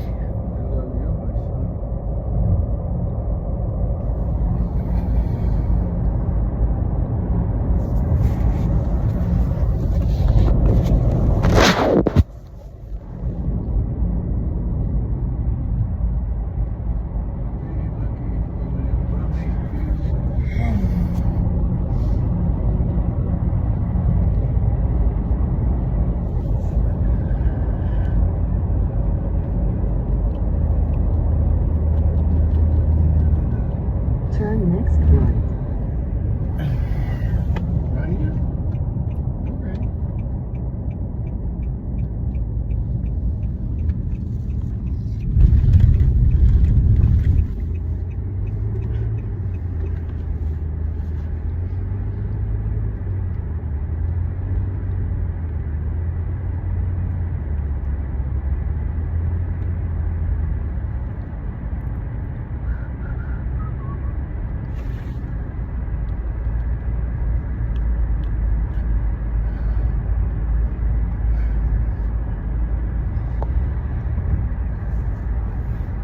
Kissing me, I told you.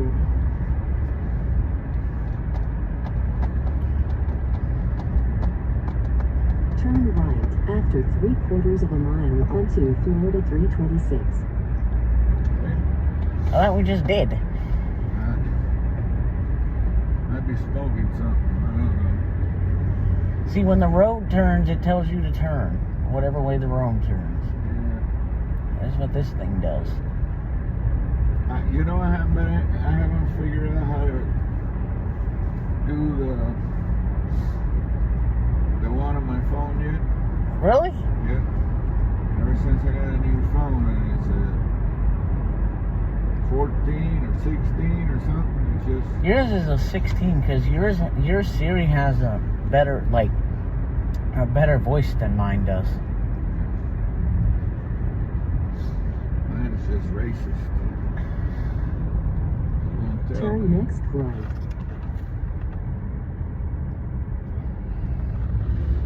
I bet this is rednecks. a ramp. No, it's a ramp to 75, I bet. I think so.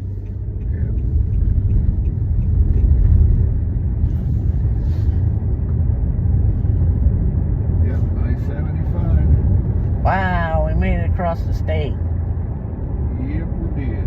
Me? And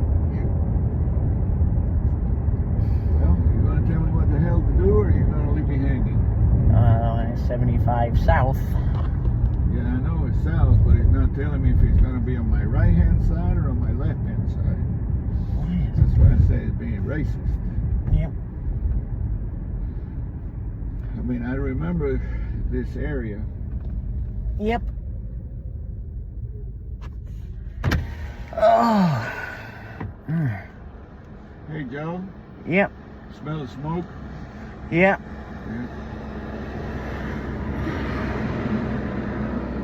Guess they got. Road noise. Was this a stoplight? Yep. Where the hell is this tag from? A stoplight on the interstate? Tag. Oh. Alabama. It's the state next door, man. It's still a hell of a drive, though. Yeah. You know what Alabama's right next to? Then take the next right exit immediately onto I-75 South. Say what?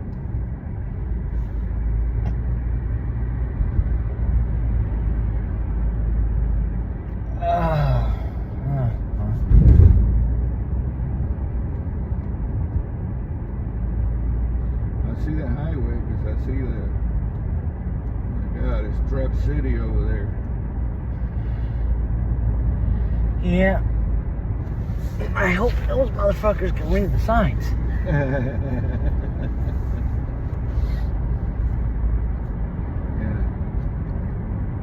You and I both, Joe. You and I both.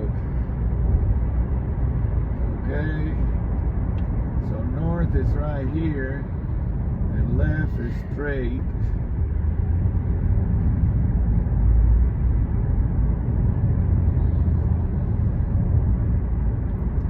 When possible, make a U-turn, then take the next it says right exit here. immediately. Take this thing. You're behind the times. Yep, she's behind the time. This is 975 south. Yep. Did they reconfigure this since I was here? Yes. Oh.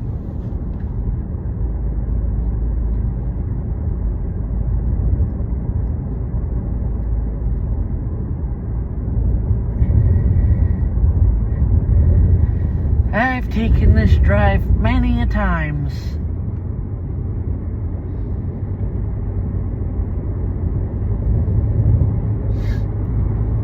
Yep, we have, Joe. We have. Keep left after 28 miles and continue I-75 south.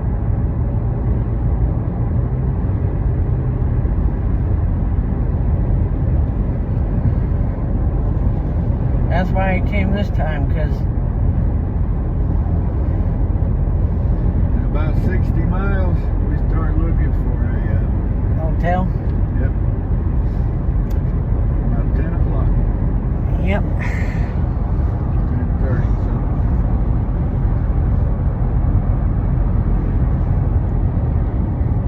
Yep.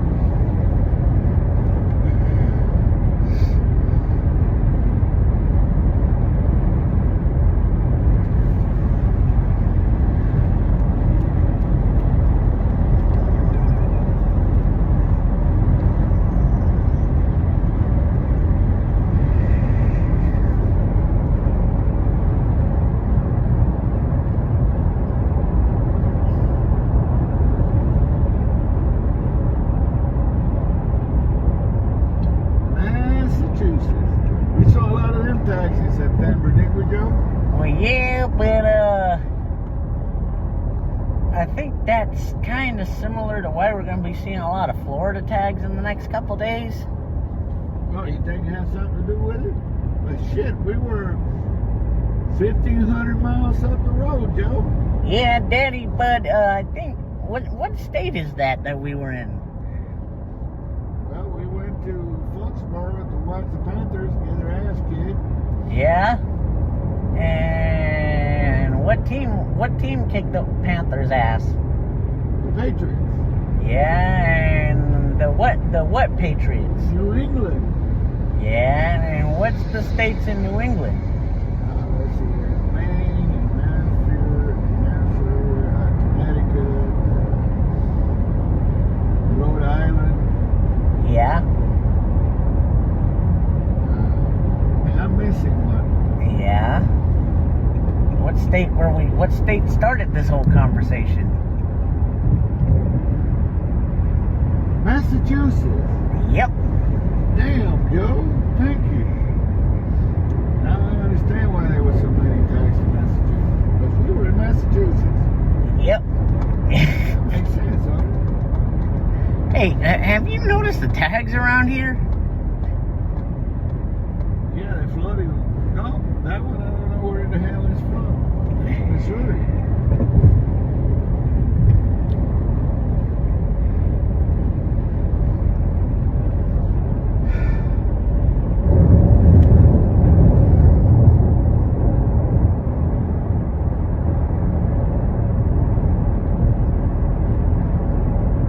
Well, wherever we at is a hell of a lot better place than it was a few hours ago.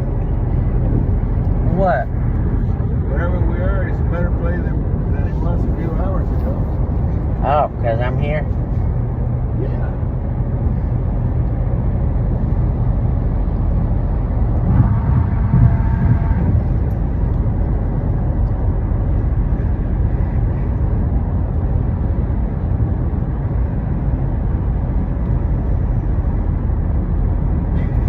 That must have been a shock when you came down here a couple weeks ago and they reconfigured the whole thing.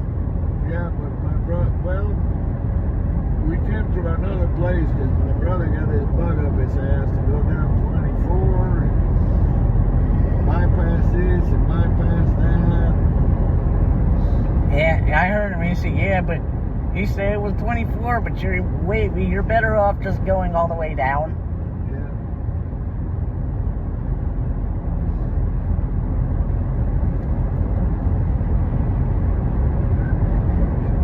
Well, that town that you went through, they got rid of their speed trap. Oh, they did? Yeah, because one of the locals got a bogus ticket and went and told the state on the town. So.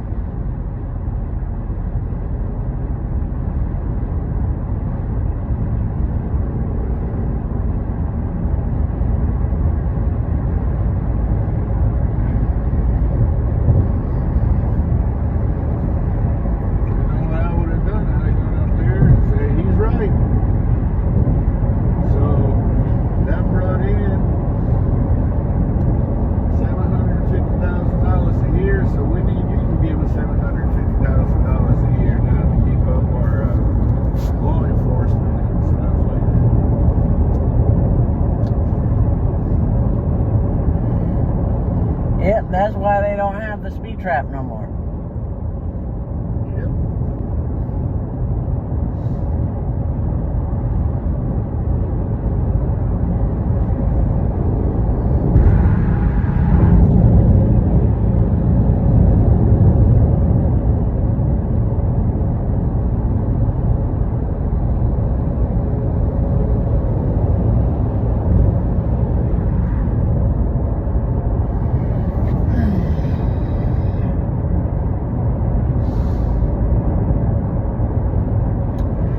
Fox 46 in Charlotte, they had their investigative team go down and investigate McBee because of all the people from Charlotte that were getting tickets.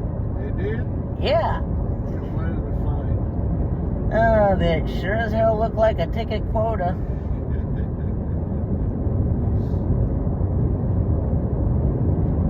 And then they found out that one of the police lieutenants was sleeping with the mom of a sexual assault victim and covering up for whoever did it for whatever reason. Oh shit! So they uncovered some shit, huh? Yep. I was like, damn, the more they uncover about this town, the more I want to speed through it so I can get back out. Yeah, I want to go through here. I want to fly through here. Yeah. It didn't even take 74. That thing is, huh? You're one-ish at best. Yeah. Yeah. Take, get you some food, get you some Bojangles before you leave, and just like be prepared to stop at wherever they got on the exit, because it's take 74 and not go through there. Yep. Right, Daddy? Yep.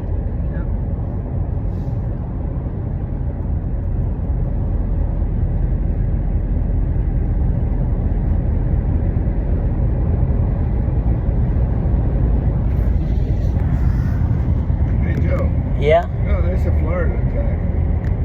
Huh? It's a Florida attack. Yep. You know, I noticed last time we came here, we saw a lot more out-of-state tags in this area than we did when we were in Jacksonville.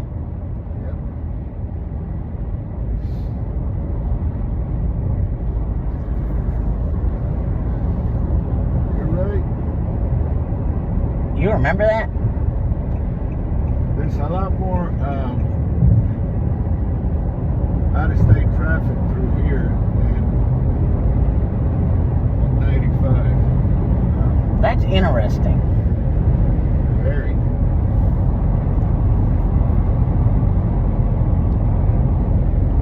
Well, I can kind of see why, because the cold weather states on 95 or Northeast Corridor states, and not as many people, and people aren't so keen on driving. Yeah. And you know what? Whereas the cold weather states on 75, they're all like Midwest states, and they got their big old Harleys and their RVs, and there's more of that going on up there. It's 60 degrees now. Yeah. The only way it gets warmer as the day goes on is if you're driving down to Florida. Yep.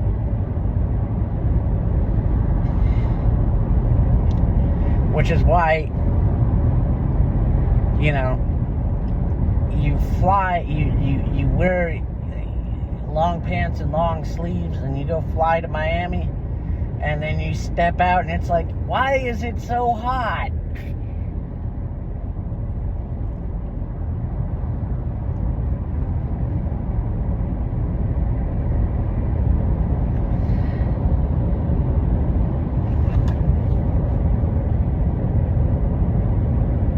But, like we were talking about earlier today, when people expect European urbanism in the U.S., our country... Yeah. In the woods. Our country, we're in the same country, no matter if you have to keep your pools cold, you have to refrigerate your pool, or heat your beer. It's still the same country. Yep.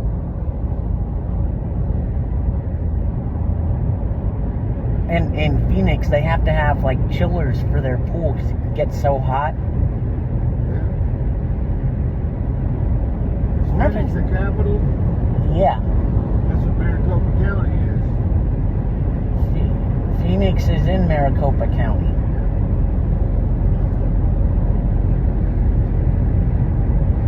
That's what Domingo, Ohio used to be. Yep.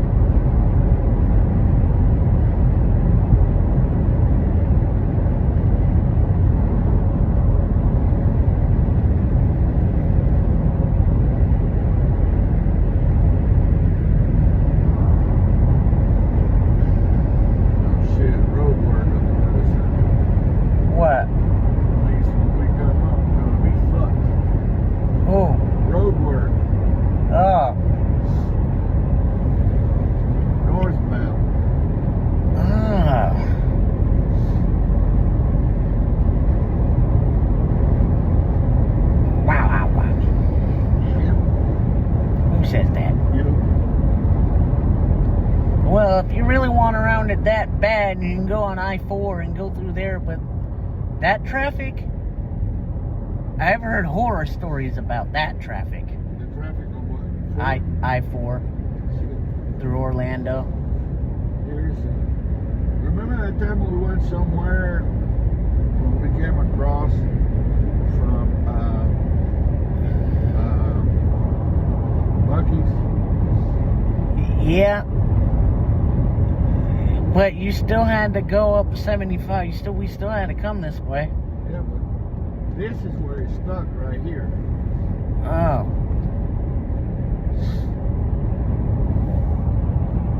What does that have to do when we cut across somewhere?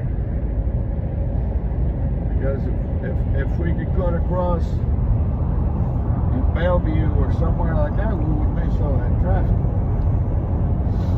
Yeah, but miss all these damn federal, all these damn Florida taxes. Well, Danny, I'll explain that one to you when I get done telling you about that when we cut across, when we went to Buc-ee's, it still brought us out the same place that we just got on the highway.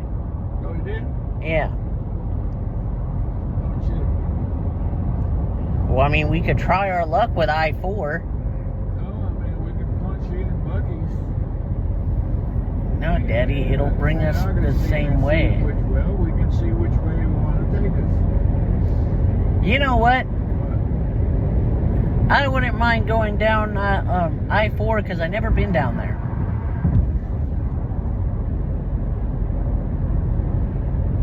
Oh, crap. But then you get on I-95 in Daytona.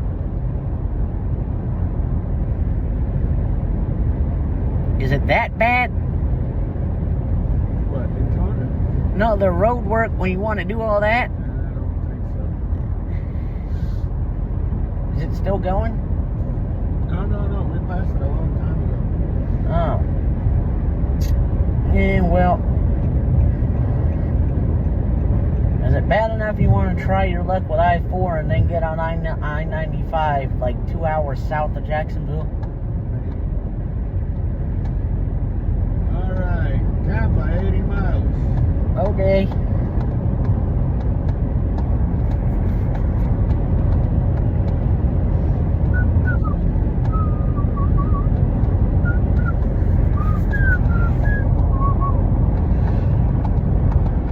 Yeah, 301 goes all the way down to into Tampa.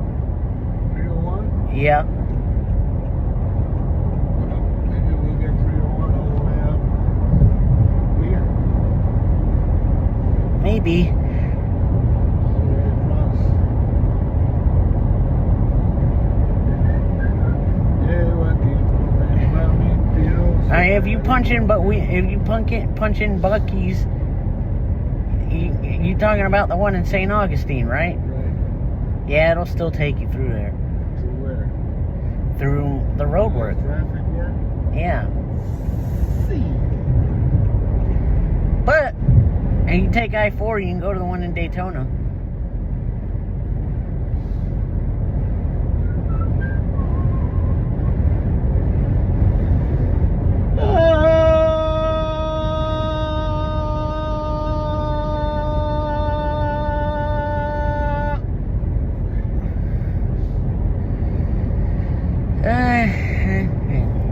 Tired, Joe? A little bit. Well, you stay up on your bed a lot longer than you do. It's only 9:28. I'm not tired, but... Keep left after 7 miles and continue on I-75 south. You just bored. Bored? I don't know if I'd call it that. It's just...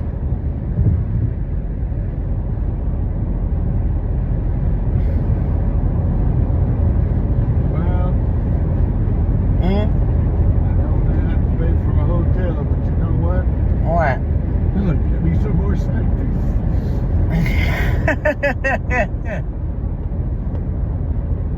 Way to turn something in life that is free into something in life that is not free.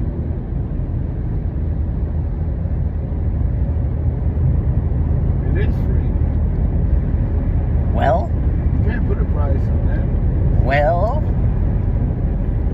you know, if someone runs a promotion like we got at the canteen one time, free root beer, somebody paid for that root beer. It might be free to you, but it wouldn't, Somebody paid for it. You're right. There's nothing free, Joe. You're right about that. Hey, Daddy. Yeah.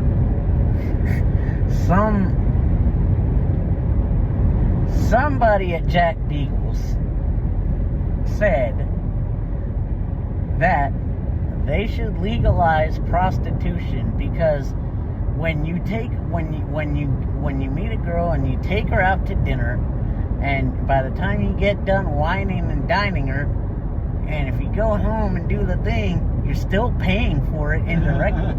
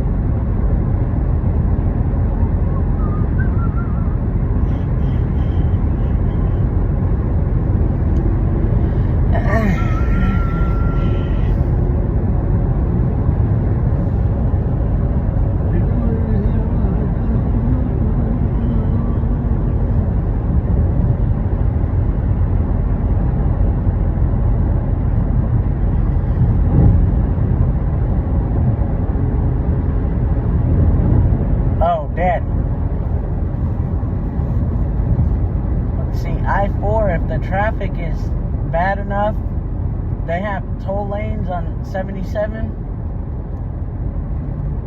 You do have the option to go to go on those if the traffic is that bad. So.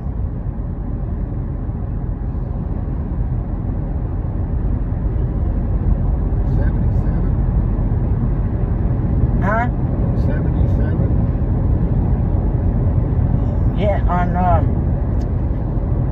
I-4 has the same thing 77 has. Oh, really? Or something similar.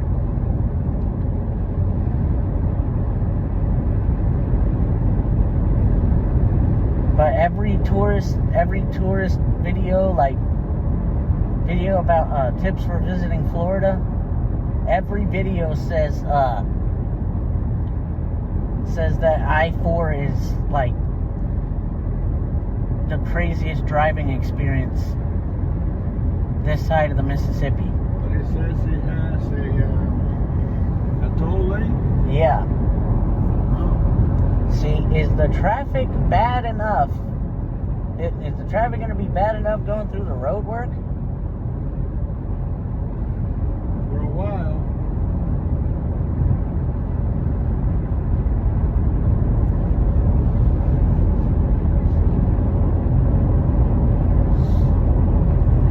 Sounds like you're going to hit traffic either way. And I-4 is so crazy that it actually got ranked as one of the most dangerous roads in the country. I-4? Yeah. Is that because... Keep left after 1 mile and continue on I-75 south. illegals don't know how to drive? No, it's because of the tourists, when they drive on it, they don't know where they're going, and then they slow down unpredictably because they catch their exit, and like they just realize, oh crap. Yeah, and then they I got you. I understand.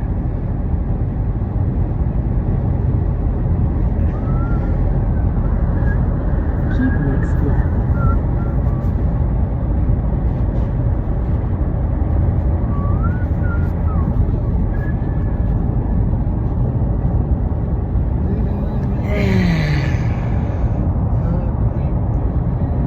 Keep right after 1 mile and continue on I-75 south toward Tampa.